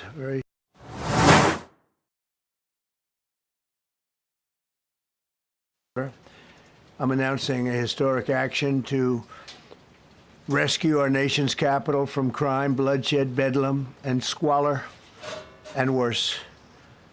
This is Liberation Day in D.C., and we're going to take our capital back. We're taking it back under the authorities vested in me as the President of the United States. I'm officially invoking Section 740 of the District of Columbia Home Rule Act. You know what that is? And placing the D.C. Metropolitan Police Department under direct federal control, and you'll be meeting the people that will be directly involved with that. Very good people, but they're tough, and they know what's happening, and they've done it before. In addition, I'm deploying the National Guard to help reestablish law, order, and public safety in Washington, D.C., and they're going to be allowed to do their job properly. And you people are victims of it, too. You know, you're reporters, and I understand a lot of you tend to be on the liberal side, but you don't want to get mugged and raped and shot and killed. And you all know people and friends of yours that happened. And so you can be anything you want, but you want to have safety in the streets. You want to be able to leave your apartment or your house where you live and feel safe and go into a store to buy a newspaper or buy something. And you don't have that now. The murder rate in Washington today is higher than that of Bogota, Colombia, Mexico City, some of the places that you hear about as being the worst places on earth, much higher. This is much higher. The number of car thefts has doubled over the past 5 years, and the number of carjackings has more than tripled. Murders in 2023 reached the highest rate probably ever. They say 25 years, but they don't know what that means because it just goes back 25 years. Can't be worse. Our capital city has been overtaken by violent gangs and bloodthirsty criminals, roving mobs of wild youth, drugged out maniacs and homeless people. And we're not going to let it happen anymore. We're not going to take it. Just like we did on our southern border. Nobody comes through our southern border anymore. 3 months in a row, we had zero. I don't know if that's right, but the people that do the work, it's a very liberal group of people, actually, and they actually said zero for the last 3 months. Nobody thought a thing like that was possible. And, you know, when you take a look at numbers, I just saw some charts. These are different cities throughout the world. Red is, okay, the red is a place called Washington, D.C. Look at these. Baghdad we doubled up on Baghdad. Panama City, Brasilia, San Jose, Costa Rica, Bogota, Colombia, heavy drugs. Mexico City, I mentioned, Lima, Peru, all double and triple what they are. So do you want to live in places like that? I don't think so. I don't think so. And I think the people in this room, if you wrote correctly, you'd see, look at the kind of numbers we have. D.C., 41 per 100,000, number one that we can find anywhere in the world. Other cities are pretty bad, but they're not as bad as that. Is that where you want to live? The reporters of the world? juvenile offenders and crimes against persons, as they say. It's getting worse. Not getting better, it's getting worse.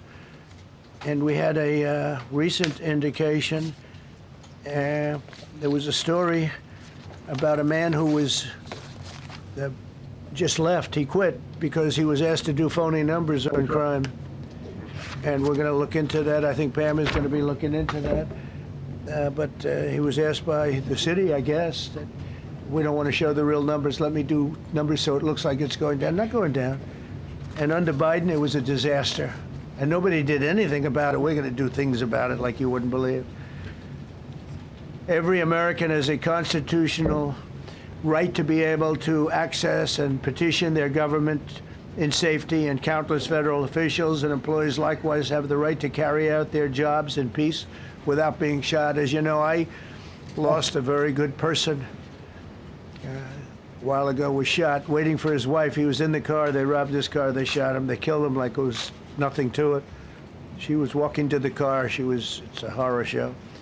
This issue directly impacts the functioning of the federal government and is a threat to America, really. It's a threat to our country. We have other cities also that are bad, very bad. You look at Chicago, how bad it is. You look at Los Angeles, how bad it is. We have other cities that are very bad. New York has a problem. And then you have, of course, Baltimore and Oakland. We don't even mention that anymore. They're so far gone. We're not going to let it happen. We're not going to lose our cities over this.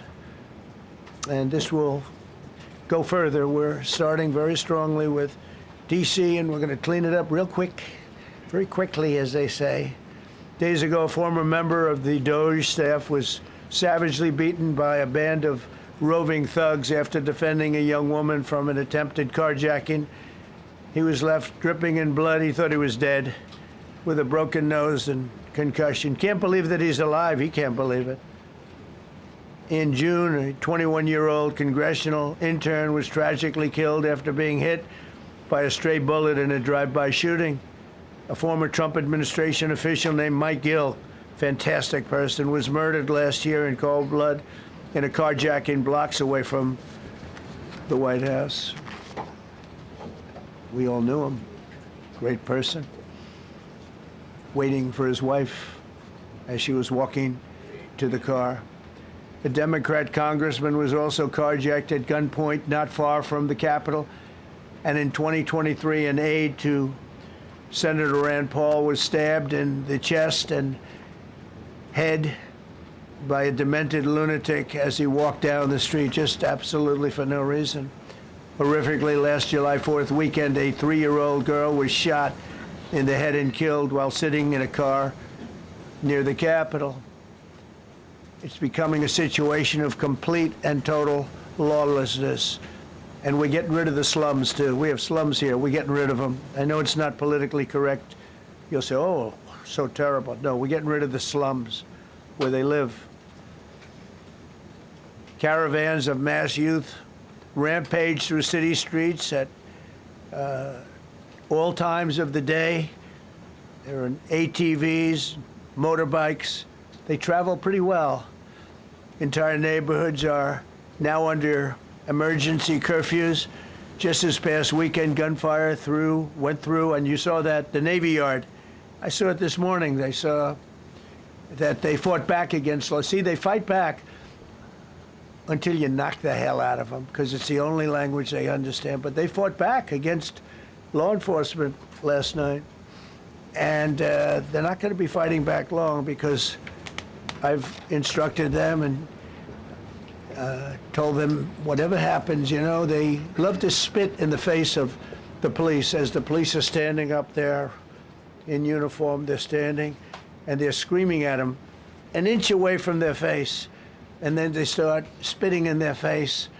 And I said, you tell them, you spit and we hit. And they can hit real hard. It's a disgusting thing. I've watched that for years, for 3-4 years. I've watched them.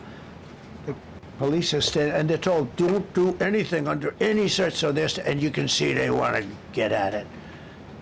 and they're standing there and people are spitting in their face and they're not allowed to do anything. But now they are allowed to do whatever the hell they want. This dire public safety crisis stems directly from the abject failures of the city's local leadership. The radical left city council adopted no cash bail. By the way, every place in the country where you have no cash bail is a disaster. That's what started the problem in New York, and they don't change it. They don't want to change it. That's what started it in Chicago. I mean, bad politicians started it, bad leadership started it, but that was the one thing that's central, no cash bail. Somebody murders somebody and they're out on no cash bail before the day is out. We're going to end that in Chicago. We're going to change the statute. I spoke with Pam and Todd and everybody. We're going to change the statute, and I'm going to have to get the Republicans to vote because the Democrats are weak on crime, totally weak on crime. They don't know why. They want to stop because they get mugged too. But we're going to change no cash bail. We're going to change the statute and get rid of some of the other things. And we'll count on the Republicans in Congress and Senate to vote. We have the majority, so we'll vote. We don't have a big majority, but we've gotten everything, including the great, big, beautiful bill. Got that done, and that's one of the greatest things that's ever happened to people in this country. They're starting to figure it out, how good it is. Biggest tax cut in history. So many things. But we'll be able to get that done. So, Todd, if you and Pam can draw up things working with the people, I'll get it passed. We'll get it passed with the Republicans. Probably won't get, think of this, probably won't get one Democrat vote because they have no idea what they're doing. That's why they want men playing in women's sports. That's why they want transgender for everybody transgender. And they just got walloped in an election, in a landslide, and they haven't changed one thing. I saw the other day the certain gentleman who was a very well-known politician, Democrat, was fighting like hell that men should be allowed to play in women's sport. They just don't get it. They said it's an 80-20 issue, and I think it's a 97-3 issue. And I don't know who the three are. I've never heard anybody nobody's ever come up to me, sir, you have to let men play in women's sports.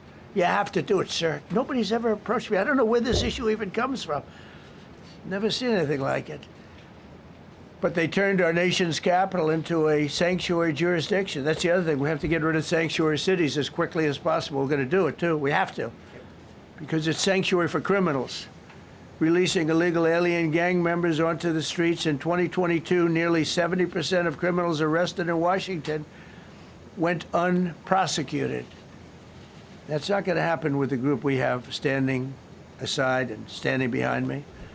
And at the Metropolitan Police Department, it's now reached a small number relatively compared to what it was, but it's thousands of people. You know, we have thousands of police. I was told today, sir, they want more police. I heard a number, 3,500 police. That's a lot of police. 3,500. I thought they were going to say, we only have 30 policemen or women. He said, we have 3,500. We need more.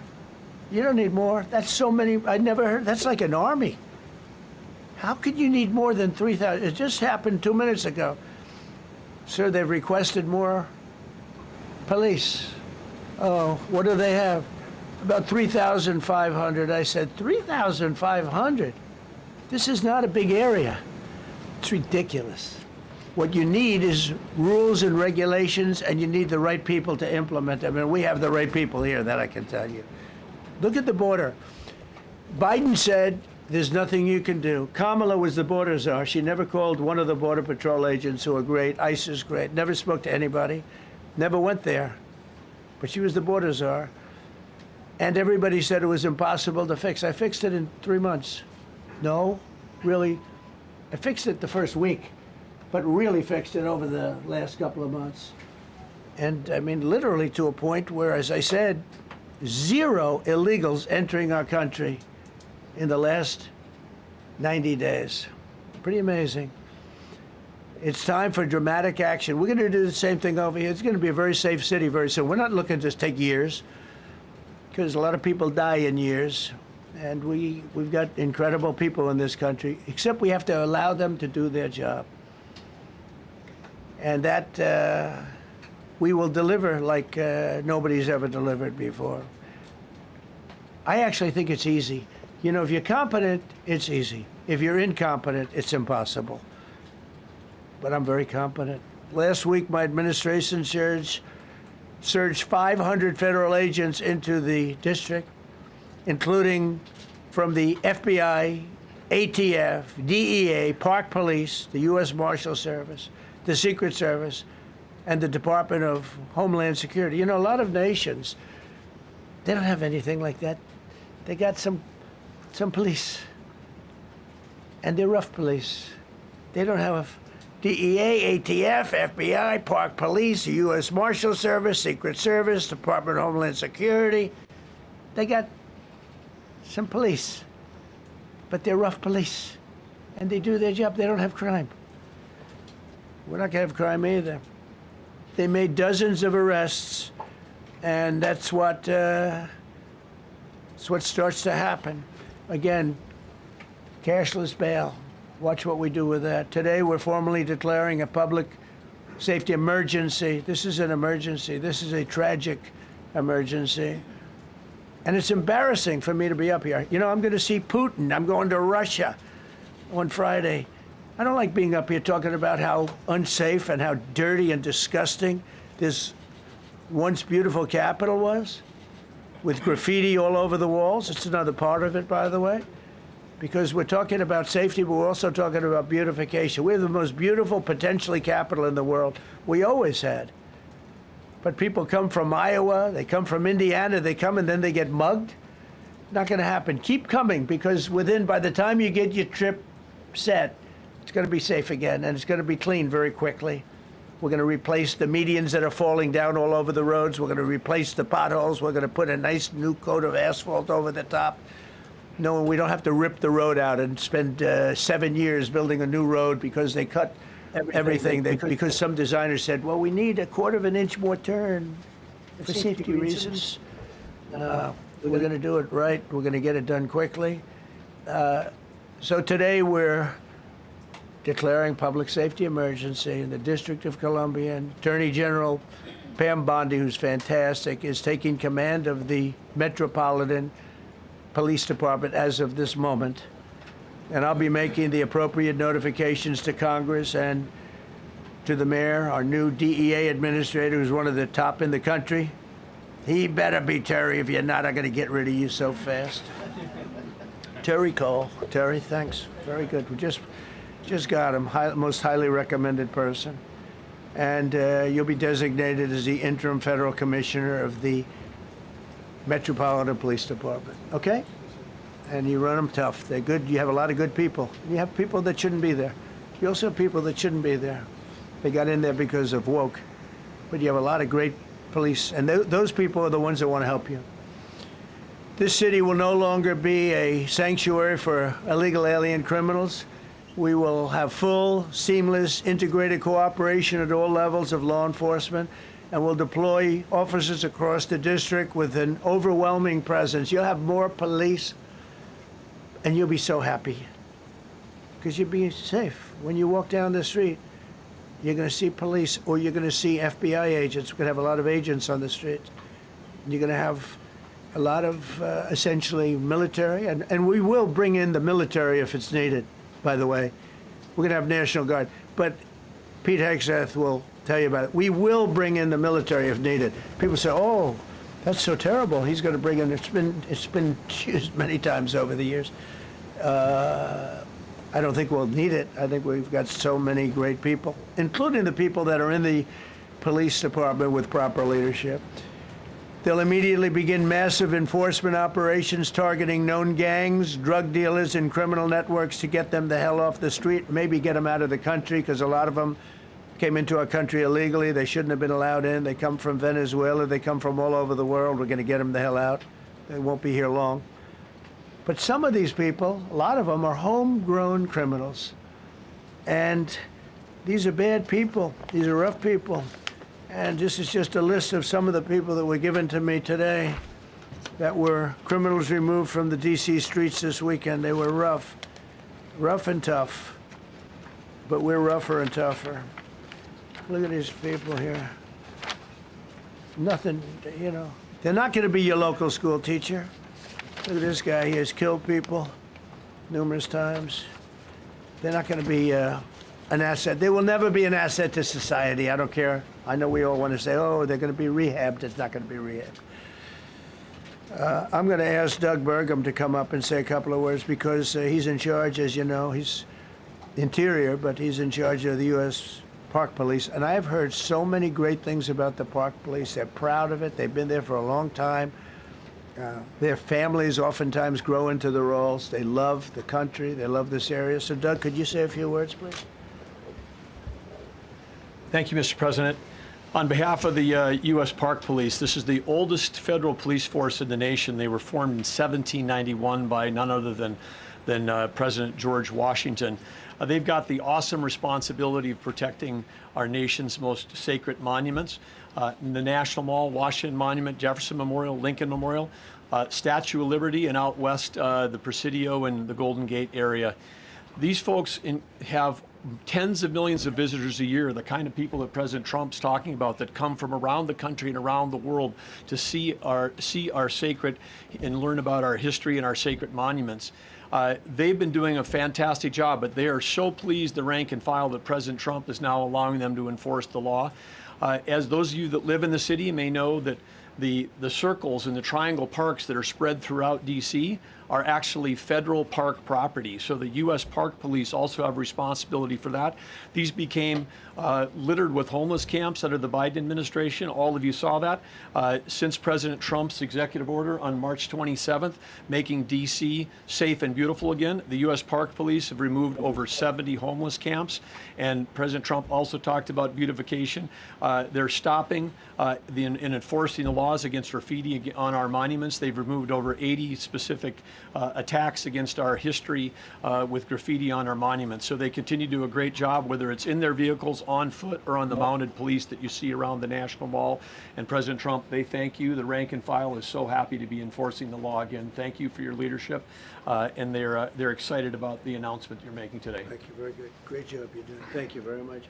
Pete, could you say something about the military, if you would? Well, Mr. President, it's an honor to be here.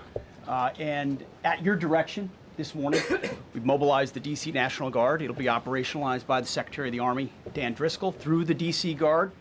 You will see them flowing into the streets of Washington in the coming week. At your direction as well, sir, there are other units we are prepared to bring in. Other National Guard units, other specialized units. They will be strong, they will be tough, and they will stand with their law enforcement partners. This is nothing new for DOD. As the President noted, at the border, we've got 10,000 troops down there who've been operating in defense cooperation areas, defense zones, where there's zero illegal crossings because of troops on strikers scanning the border. We've been protecting other people's borders for 20 years. It's about time we protect our own, and we're working with ICE and CBP. In Los Angeles, we did the same thing, working with the California National Guard, working with ICE officers. ICE officers deserve to do their job and not be attacked. We will work alongside all D.C. police and federal law enforcement to ensure this city is safe, this city is beautiful. And as I always say about President Trump to the troops, he has their back. And my message to the National Guard and federal law enforcement in Washington is, we have your back as well. Be tough, be strong, we're right behind you. Thank you, Mr. President. I'm going to ask Pam, because she's now, as you heard me say, she's really in charge of a lot of what we're talking about. She's done an incredible job. People are going to start to see the fruits of her labor. And Pam, maybe you could say a few words about what we're talking about here. Sure, President. Let me be crystal clear. Crime in D.C. is ending, and ending today. We are going to use every power we have to fight criminals here. President, thank you for caring about our capital. Families come here every summer. Our museums are free. We have the National Zoo. We have the National Gallery. D.C. should be a place where everyone can come and feel safe. Behind me and to my side, we have some of the best career law enforcement and prosecutors in the country who are ready to take this on. As the President said, Terry Cole is going to be supervising the Metro Police Department. Gadi Serralta, our U.S. Marshal, is going to be supervising command and control, the entire operation. Our Deputy Attorney General, Todd Blanche, and I will be working with them closely, along with our great FBI Director, Kash Patel. Kash is going to talk to you in a minute about what we did in Virginia recently with Governor Youngkin. Many of you covered that, and it was tremendously successful. Not only that, our secret weapon here in D.C. is U.S. Attorney Jeanine Pirro, one of the toughest prosecutors and a former judge, and she is going to be talking about juvenile crime, how it's out of control here, and what she's going to do to fight back. No more crime rampant in our beautiful capital. No more teenage girls beating a disabled man to death.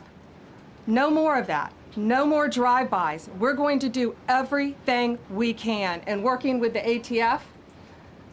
ATF Director Driscoll and Commander of the Army, we're going to all work together. That's what we all do in this room. We work together, we fight. Do not underestimate one person in this room. We're going to make D.C. beautiful. We're going to make D.C. safe again.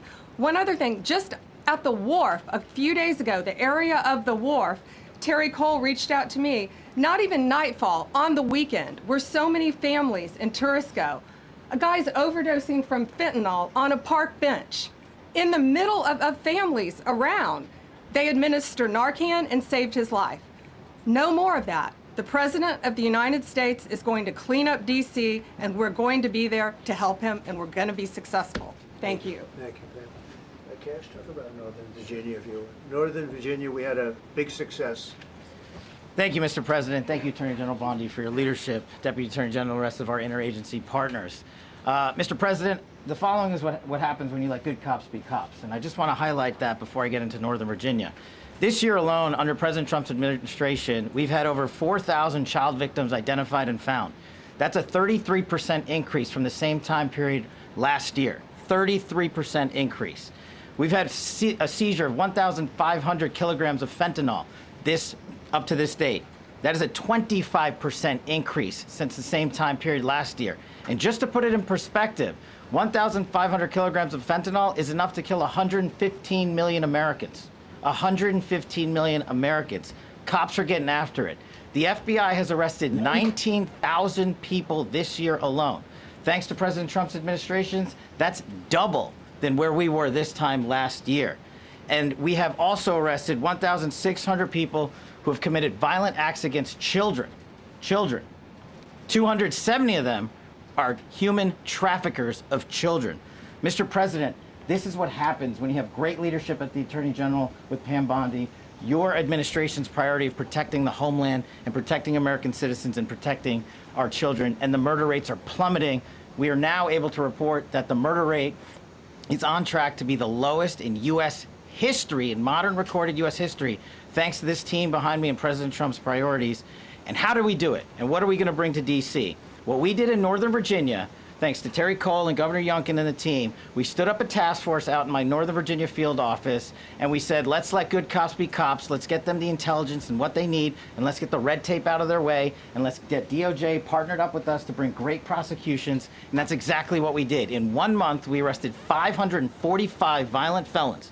545 in the state of Virginia, thanks to Governor Youngkin's partnership.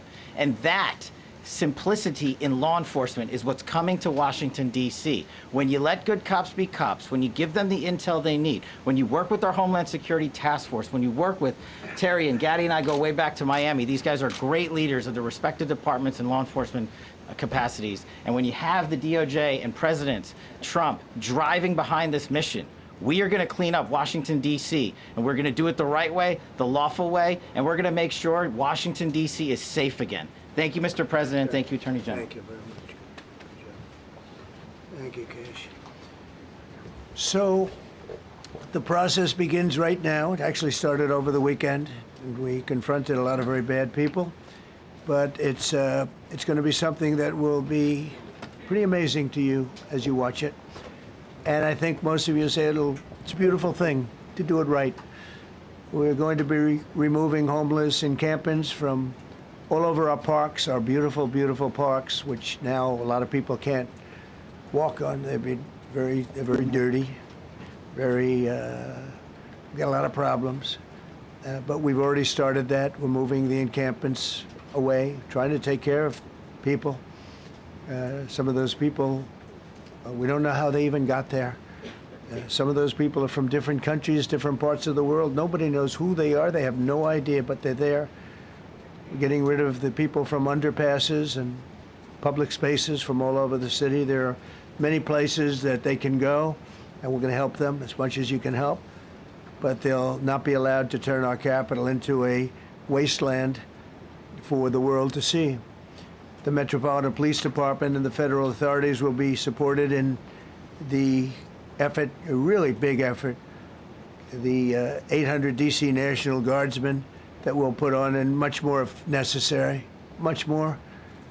You remember I said, I offered 10,000 once. Remember I said to a certain person, person who I thought always was highly overrated, not very competent. But I said, if you need them, we'll give you 10,000 of the military or the National Guard. They turned me down.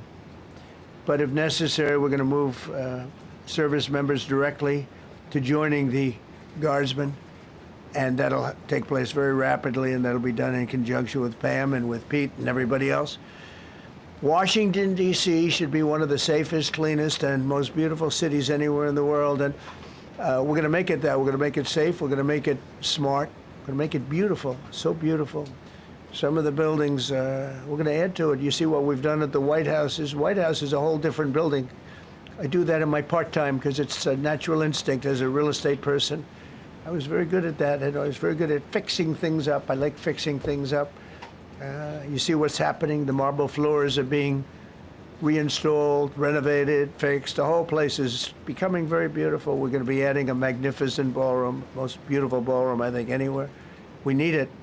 I would have certainly loved to have had it today. I think we would have filled it up. A lot of you are standing outside, can't get in this room. I've never seen the room like this, which tells me that you want to talk about, I mean, this was a D.C. news conference. It tells me that you want to talk about crime in D.C. and beautification of D.C., but I'm going to put that's easy. And I think, frankly, fixing the crime with the pros, fixing the crime is easy, too. A person who I've known for a long time, and she's been incredible. She was a fantastic, one of the best ever district attorneys in New York. She was in Westchester, and she became a judge, very successful judge. And then she went into showbiz because she was such a good DA and such a good judge, tough judge, but fair, always fair. Nobody ever complained about that, but she was tough. And because of that and her reputation, she went into showbiz. So a lot of people don't, they think of Janine as showbiz. Actually, showbiz was not her thing. And she did great.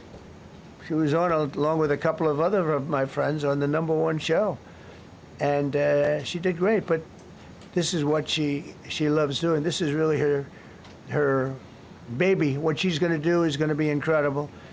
And I'd like to speak for just a few seconds on what she has in mind, what she wants to do. We're going to be appointing some judges. We have some open spots, and we're going to take people, because the judges are letting killers out. They just say, go, that's okay, don't worry about it. So we're putting some, Pam recommended, Todd recommended, some judges that are great. Janine recommended. Janine's given me 3 great candidates already. We have about 10 open spots, and we can probably create some more. We need them. Janine, would you say a few words, please? Thank you very much, Mr. President, and thank you, Madam Attorney General, and to all my partners here. We all want the same thing. We all want a safe city. We want a safe capital. We want to be able to bring our families here. We want to be able to come and enjoy the history that makes this place great. And unfortunately, we are not in that position right now. And Mr. President, I want to thank you for taking the step that we need right now to make criminals understand that they are not going to get away with it anymore. And I'm not going to stand here and go over and over the cases. But what I can tell you is this. I see too much violent crime being committed by young punks who think that they can get together in gangs and crews and beat the hell out of you or anyone else. They don't care where they are. They can be in DuPont Circle, but they know that we can't touch them. Why? Because the laws are weak. I can't touch you if you're 14, 15, 16, 17 years old and you have a gun. I convict someone of shooting another person with an illegal gun on a public bus in the chest, intent to kill. I convict him. And you know what the judge gives him? Probation. Says you should go to college. We need to go after the DC Council and their absurd laws. We need to get rid of this concept of, no cash bail. We need to recognize that the people who matter are the law-abiding citizens, and it starts today. But it's not going to end today, because the president is going to do everything we need to do to make sure that these emboldened criminals understand we see you, we're watching you, and we're going to change the law to catch you. And my final note is this. These kids understand that the jurisdiction is through the state attorney general, Brian Schwab. I did a poster of the young man from Doge who was beaten bloody with a severe concussion, a broken nose. And then I did a poster of what happens to those kids, because I can't arrest them, I can't prosecute them. They go to family court and they get to do yoga and arts and crafts. Enough. It changes today. Thank you, Mr. President. Thank you, Jim. You're welcome. Great job. Thank you. If I could, I just signed some executive orders. I'd like to have Will please come up and we'll let the people know what we signed. Do you want to put them down? Yes, sir. Go ahead. A short while ago in the Oval Office, President Trump signed 2 crucial executive actions to deal with the emergency crime conditions we currently face in the District of Columbia. The first of these was an executive order, as President Trump said before, invoking his powers under Section 40 of the Home Rule Act to take federal control of the D.C. Metropolitan Police Department. Along with that executive order, President Trump signed the statutorily required notification letters to Mayor Bowser and to the relevant House and Senate committee leaders. The second major executive action that President Trump signed was a presidential memorandum directing the Secretary of Defense to utilize the National Guard to address the conditions we see on our streets here in D.C. It also authorized the Secretary of Defense to work with state governors to utilize their National Guard units if necessary as well. These are bold, decisive steps intended to combat the out-of-control crime conditions we've seen on D.C.'s streets for far too long. And I, for one, am deeply proud to be part of an administration that's finally coming to terms with these issues, sir. Thank you very much. Sir. Thank you. So, just to conclude, Washington, D.C. should be one of the safest, cleanest, most beautiful places anywhere in the world. It was years ago. We had one problem that was a pretty big problem. The radical left got out of control and they started trying to rip down statues. And I said, let's go pass a law real fast. We're going to do it real fast. But we were blocked by the Democrats who do not want safety. Nobody gets it. I don't get it. They don't get it because they can't get votes. I don't know how they can win an election with this, but they don't want safety. And I found an old statute, very old, early 1900s, that said if you so much as touch or even think about destroying a statue or a monument in Washington, D.C., you go to jail for 10 years with no probation, no anything. In other words, slightly different than we have today. Today we have cashless bail. There you get jailed 10 years. No curtailed sentence, 10 years. And we took it out. Nobody used it. It was never used because, it's harsh. And you remember they started to rip down the statue of Abraham Lincoln. I said, that's a tough one to rip down.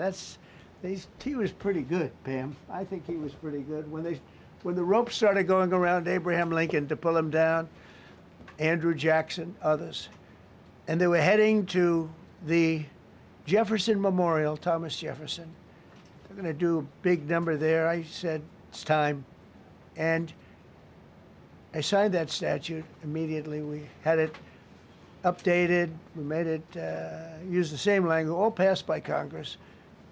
And I announced it's 10 years in jail, no probation, no anything, 10 years, no curtail sentence if you so much as touch a statue in Washington, D.C. And it was an amazing sight, beautiful sight. Everybody just left. The ropes were hanging around Andrew Jackson, and there were 2 ropes around Abraham Lincoln. They left the rope, but everybody just left. And that was the last problem we ever had. You know, that was the last problem that we ever had with the statues. They were going wild, and somebody came to me and said, "Sir, in 1910, I don't want to give you an exact because you'll say, Donald Trump gave us wrong dates around like early on.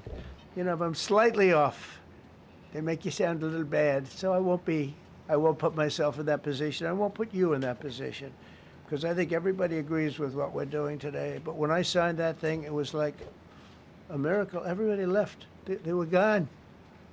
They were starting to march down. They started the march toward Thomas Jefferson. And I figured he was always going to be safe.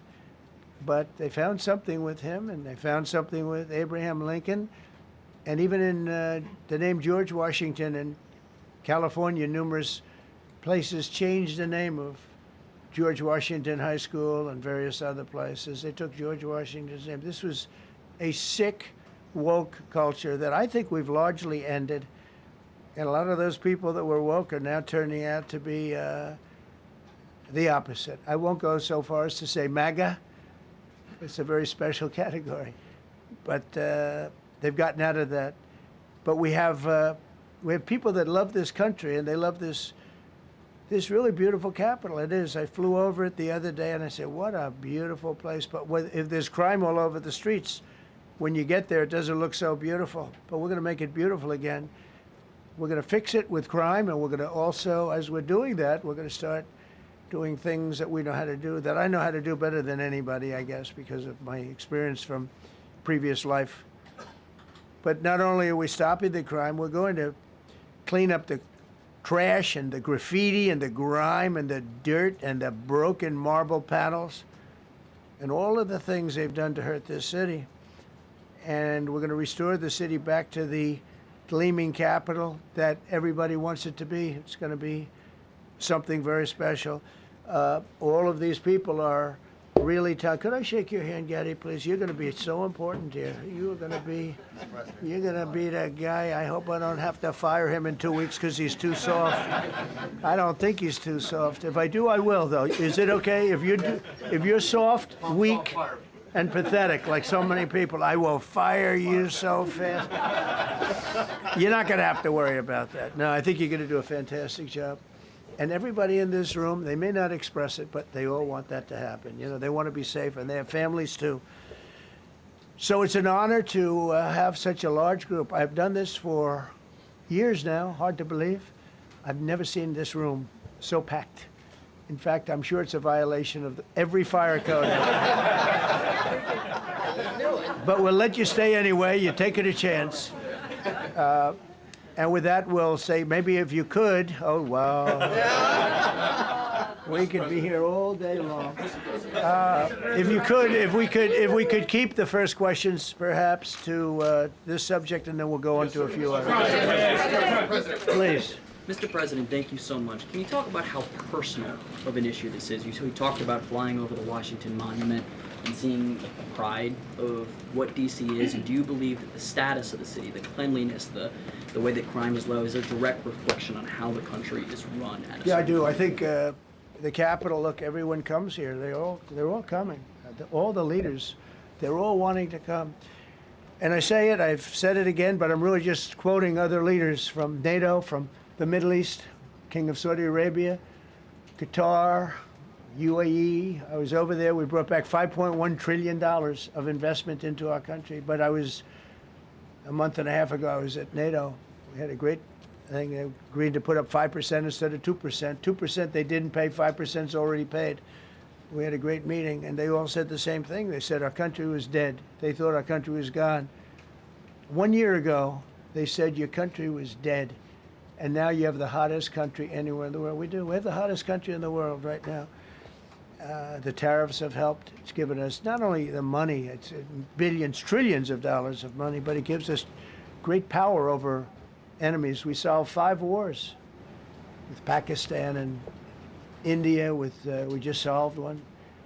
Azerbaijan and, as you know, and Armenia. A war was raging for 37 years. And the 2 leaders got up and they said, we never thought this would be solved. Russia tried to solve it. They all tried to solve it. It was a very tough situation, but we got it done and got it done. And I said to the 2 men, I said, are you guys friends? And they had a hard time. You know, they've been killing each other for 37 years, right? One was there 5 years, one was there for 22 years. He said, my whole life I've been fighting this war, and you got it solved. But we did many of those. We did in the Congo and Rwanda. That's been going on for 30 years. 8 to 9 million people killed that they know of, but it was raging, and we got that solved. We got a lot of them done. It's a great honor. But you want to have, when they come, the leaders come to our country to sign documents that the war is over or whatever, or for other reasons. They come for trade. And you want them to come through so beautifully. You ride down those roads, everything should be perfect. You shouldn't have medians falling down into the roadway. Median, you know, the metal things that are always, somebody had a great lobbyist, because I've never seen them look good. I've been looking at those things with the little, right? They're always broken and bad, but here they're really bad. And we're going to either put new or fix it. And it's not expensive. It's not really expensive. And we're going to fix our roads a little bit. We're going to clean up our sidewalks. You have countries where every Saturday, the people go out and they wash their sidewalks in front of their stores or their houses. They scrub their sidewalks. So we aren't quite at that level yet. I don't think, Gaddy, we're not quite there yet, but maybe we will. They go out and they scrub. I think it's so beautiful to hear that and to see those stories. But we're going to make it clean. But just to finish with your question, it's a very, very strong reflection of our country. And when they see a bad city, you know, my father always used to tell me, I had a wonderful father, very smart, and he used to say, son, when you walk into a restaurant and you see a dirty front door, don't go in, because if the front door is dirty, the kitchen's dirty also. Same thing with the Capitol. If our Capitol's dirty, our whole country is dirty, and they don't respect us. So it's a very good question, actually. Mr. President, sorry. Question for you on the specific issue. Do you expect more cities to follow DC's path if this goes through? So the idea is that Chicago, LA, San Francisco, would they expect similar action what we've seen in DC?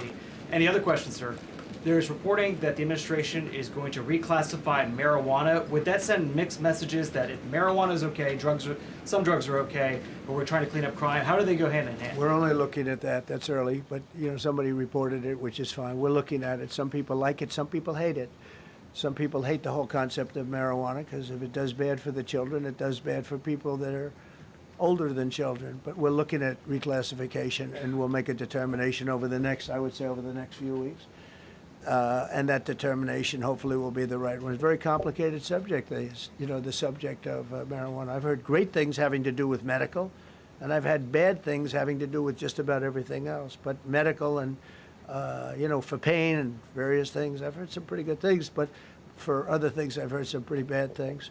The other part of your question, I mean, we're just going to see what happens with it all. We're going to have a tremendous success in what we're doing. Other cities are hopefully watching this. They're all watching, just like everyone's watching here. They're all watching, and maybe they'll clean up, and maybe they'll do this and get rid of the cashless bail thing and all of the things that caused the problem. I mean, if you go back, this whole thing with cashless bail is a disaster. So many problems came that we never had before. So they're watching us today, and if they don't learn their lesson, if they haven't studied us properly, because we're going to be very successful. I have zero doubt about that. It's going to be. It's a question of will it be really fast, like the border, You know, everyone said, they used to say, Biden used to say, I need legislation. I didn't get any legislation. I called up our people, and we did a great job. Tom Homan was great. As you know, our secretary did a great job. They did a great job. There's no games. They didn't play games. And we're going to have the same thing here. But then I'm going to look at New York in a little while. Let's do this. Let's do this together. Let's see. It's going to go pretty quickly. And if we need to, we're going to do the same thing in Chicago, which is a disaster. We have a mayor there who's totally incompetent.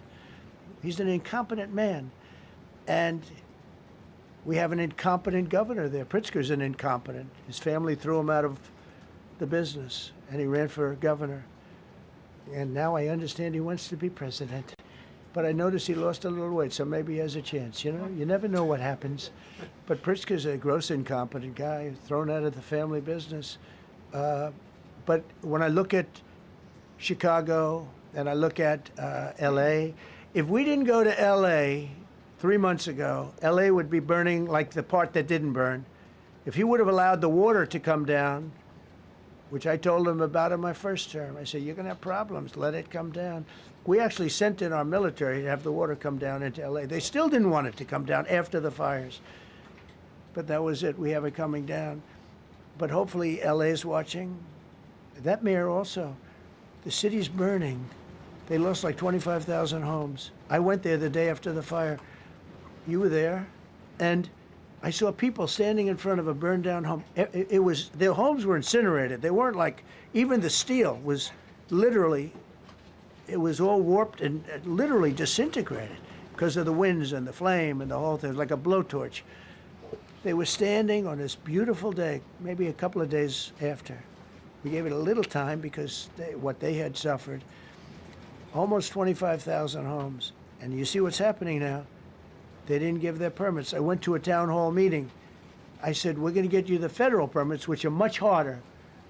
Almost immediately, Lee Zeldin is a star. He did an incredible job. They have all their federal permits. They don't have their city permits. And the mayor said to me, we think we could have them in 2 years. I was walking down the street, and I met with firemen and police. And I was saying hello to many people that were standing in front of their homes with yellow tape. You can't go in. You can't go onto the lot. And those people wanted to start rebuilding their homes then and there. And the mayor said, we should be able to get them the permits within 2 years. I said, that's a shame. 2 years? Are you kidding? I'm going to get them the federal permit like almost immediately. 2 years.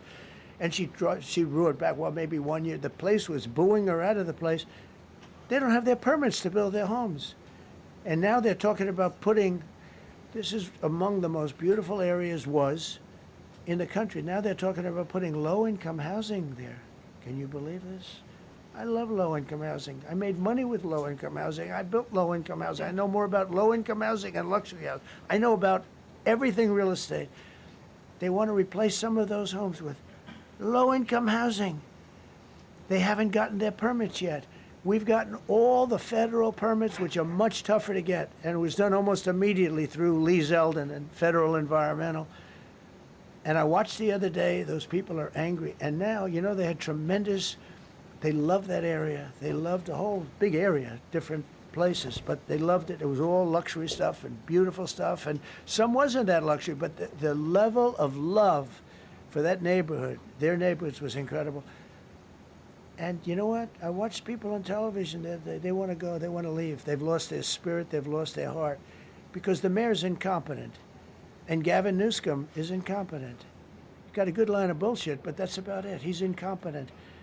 And you have Los Angeles is, you know, it's amazing. You know, I called, the first thing I did, I got the Olympics to go there. I was the one that got it. And by a rare thing that happened, I'll be the president. I was very upset because I got the Olympics there, and I said, I won't be president when it comes. But bad things happened, and illegal things happened, really illegal things happened. Now it turns out one good thing was I'm going to be the president for the Olympics for 2050, for 250, which is going to be fantastic, and also for the World Cup. So we have a lot of good things, and I hope 250 is going to be, the 250th anniversary is going to be the best. But when I looked at those people, and I saw last night on television that they still don't have their permits, it's a disgrace what's happened in Los Angeles. The China tariff deadline is tonight, but do you plan to extend that? We'll see what happens. China's been, we've been dealing very nicely with China, as you probably have heard. They have tremendous tariffs that they're paying to the United States of America. And we'll see what happens. They've been dealing quite nicely. The relationship is very good with President Xi and myself. President, you mentioned your upcoming meeting with President Putin. Can Yeah. you tell us what you hope to get out of that and whether you'll consider inviting President Zelensky to join? So you have to understand, this is a war that should have never happened. This is a war that wouldn't have happened if I were president. It would have never happened. It was the apple of his eye. I got along very well with President Putin.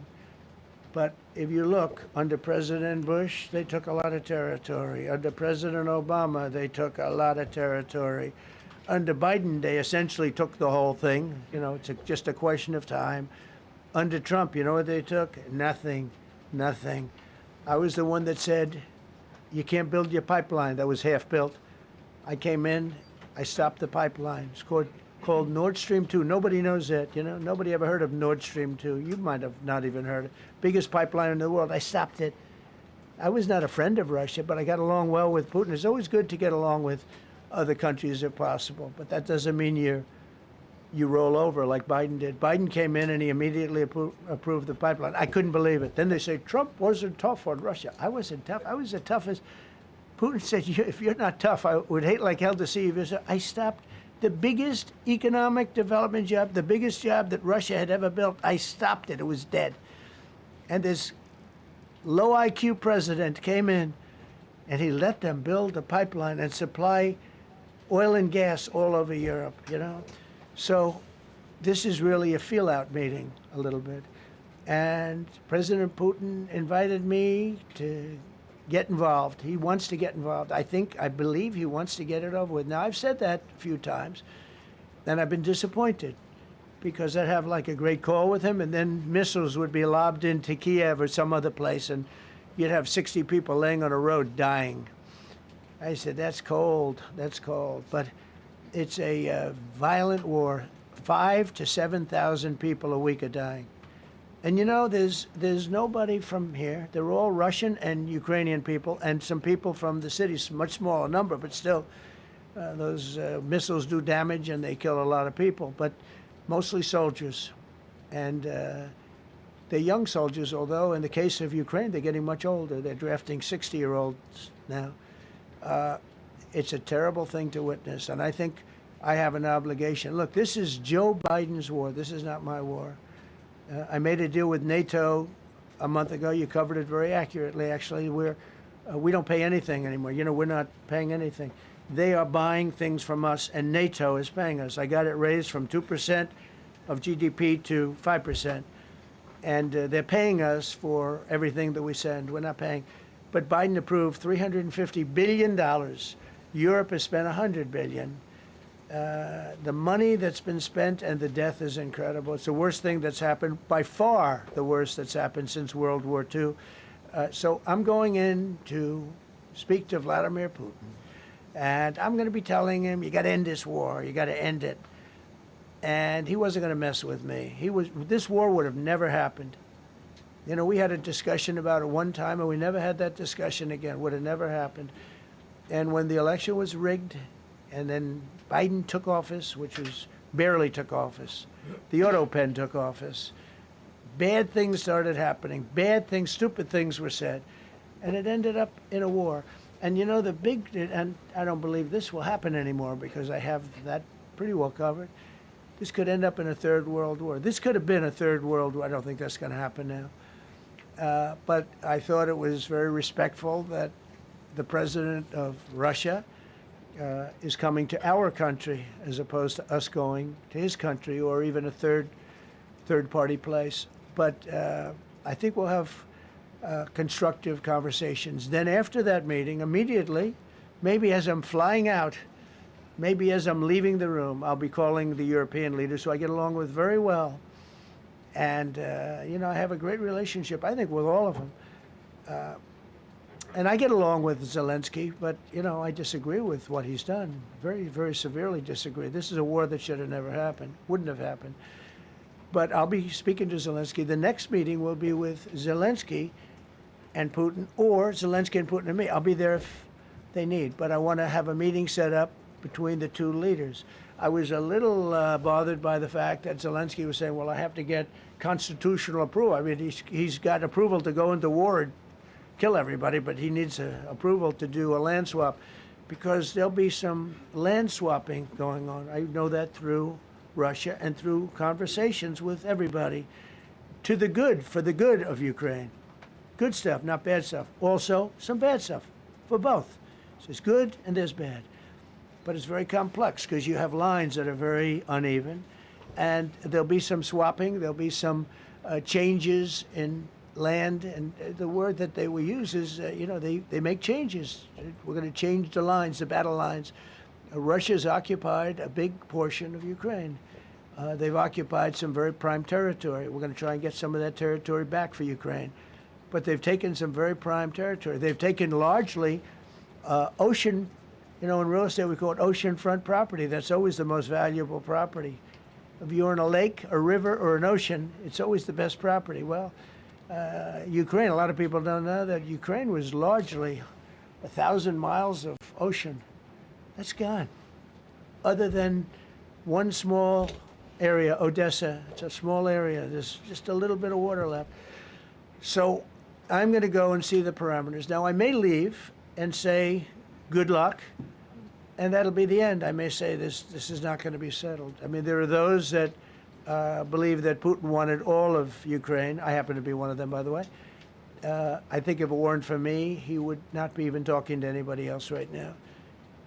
But I'm going to meet with him. We're going to see what the parameters are. I'm then going to call up President Zelensky and the European leaders right after the meeting, yeah. And I'm going to tell them what kind of a deal. I'm not going to make a deal. It's not up to me to make a deal.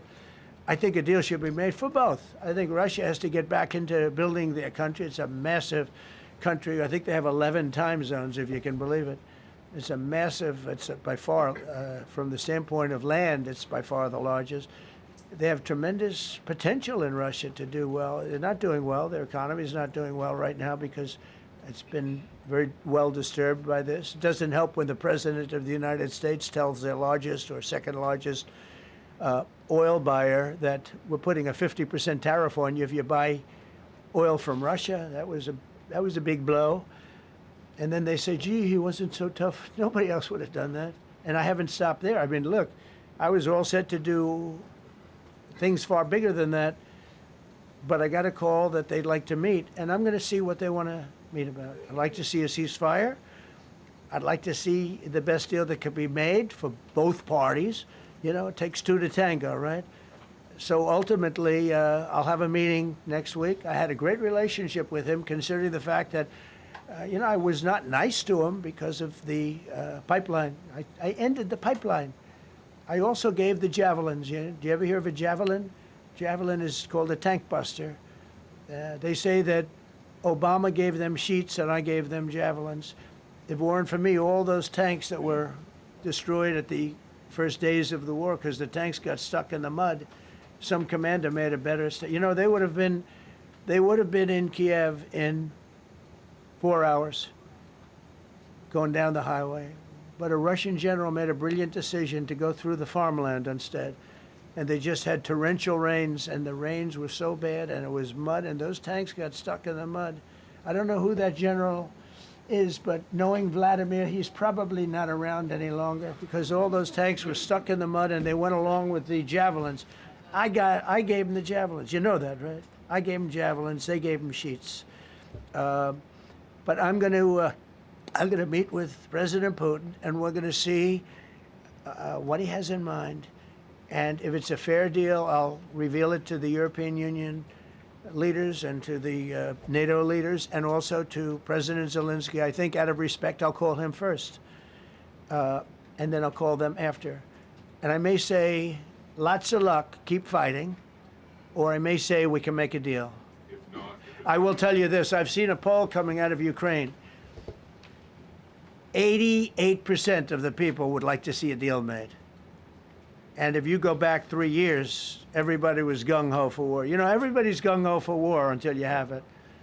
It's an amazing thing. I had it with a couple of countries where I couldn't get a deal done with one particular country. And I just couldn't. The guy's great. He's a friend of mine. Great. Good leader. Tough as hell. I couldn't get the deal done. And then he went into war for a short period of time. You know where I'm talking about. First term. And it was nasty. Guys being killed all over the place. And he went through 1 week of war, and I was able to get the deal done. He said, "This is nasty." Yes, please. Yeah, just to follow up on what you were saying there. First of all, Volodymyr Zelensky is not invited on Friday? He wasn't a part of it. I would say he could go, but he's gone to a lot of meetings. You know, he's been there for 3.5 years. Nothing happened. And what is the definition? I mean, do you want somebody that's been doing this for 3.5 years? What's the definition of a good deal? I'll tell you after I hear what the deal is. Because there could be many definitions. You know, you're talking about a very large and complex situation. Now, I tell you, the war that I just settled with Azerbaijan and with, as you know, in Armenia was almost as complex as this one, having to do with routes, trade. Meeting on Friday with Vladimir Putin. Well, we're going to have a meeting with Vladimir Putin, and at the end of that meeting, probably in the first 2 minutes, I'll know exactly whether or not a deal can be How will made. you know that? Because that's what I do. I make deals. Mr. President. Please, go ahead. Yeah, thank you, Mr. President. I'm going to ask you two questions, one about China, one about Russia, if I could. On China, your administration agreed to send the most advanced or advanced NVIDIA and AMD chips. No, obsolete. No. Obsolete chip. Well, and then 15% of the You profits mean the come back. 20s? No.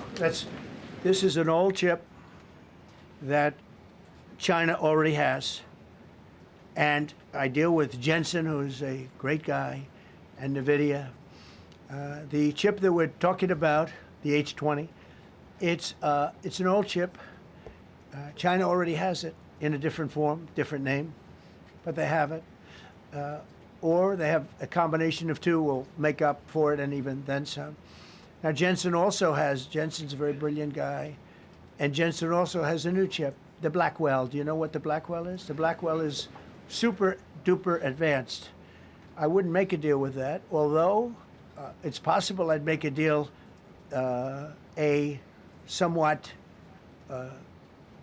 enhanced in a negative way Blackwell. In other words, take 30% to 50% off of it. But that's the latest and the greatest in the world. Nobody has it. They won't have it for 5 years. But the H20 is obsolete. You know, it's one of those things. But it still has a market. So I said, listen, I want 20% if I'm going to approve this for you, for the country, for our country, for the U.S. I don't want it myself. You know, every time I say like 747, I want, yeah, for the Air Force. So I just wanted, so when I say I want 20, I want for the country. I only care about the country. I don't care about myself. And he said, would you make it 15? So we negotiated a little deal. So he's selling a essentially old chip that Huawei has a similar chip, a chip that does the same thing. And I said, good, if I'm going to give it to you, because they have a, they have a stopper, what we call a stopper, not allowed to do it. It's really known as a restrictive covenant. And I said, if I'm going to do that, I want you to pay us as a country something, because I'm giving you a release. I released them only from the H20. Now, on the Blackwell, I think he's coming to see me again about that. But that will be a unenhanced version of the big one. Like, I don't know if you know it, we will sometimes sell fighter jets to a country and we'll give them 20% less than we have. Do you know what I mean, right? That's the same. So on Russia, do you see a time, Mr. President, when there could be normal trade between the U.S. and Russia? Should your meeting go well, should there be peace? I do, yeah. Russia has a very valuable piece of land. If Vladimir Putin would go toward business instead of toward war, you know, it's a warring nation. That's what they do. They fight a lot of wars. A friend of mine said Russia's tough because they just keep on fighting. They beat Hitler, so did we. And they beat Napoleon. You know, they've been doing this for a long time. I asked a question to a very, very smart man that some people like and some people don't like. Viktor Orban, right? From Hungary, the head of Hungary. And he's in that same area. and knows the two countries very well. I said, this was before Biden didn't do anything to get us out of it. He could have gotten us out of that. It would have never happened. I said, so can Russia be beaten by Ukraine? He looked at me like, what a stupid question. He said, Russia's a massive country, and they win their country, and they win their life through wars. They fight wars. That's what they do. He said, China beats you with trade. Russia beats you with war. That was a very interesting statement. China's not beating us with trade, not when I'm in charge, but they were beating Biden with trade, but they never beat us with trade. Don't forget, China had to pay $400 billion worth of tariffs when I was last time. That was last time. And if we didn't have COVID, all of this stuff we would be loaded. We're finding hundreds of billions of dollars of cash is pouring into our country now because of tariffs. And all we're doing is we're doing what they do to us. It's so beautiful to see it. They found last month, as you saw, $25 billion of excess cash flow. They're saying, where did it come from? I said, I'll tell you where it came from. It came from a place called tariffs, and we're doing very well. We're really doing well. But I expect to have a meeting with Putin that I think it'll be good, but it might be bad. And I'm here for one reason, to get rid of a war that somebody else started. Should have never happened. And if I could end it, great. Complex war, a lot of bad blood, But Zelensky's been there for 3.5 years. So if you put him in a room, now I will say this, ultimately I'm going to put the two of them in a room. I'll be there or I won't be there. And I think it'll get solved. Yeah, please be happy. Thank you, Mr. President. Excuse me, I'm going to suggest, because do you have any other questions on DC? Because I don't want them to be. Wait. These are incredible people. I don't want them to be standing up here on subjects. Does anybody have a question of them? And then you guys can leave. Okay. A question.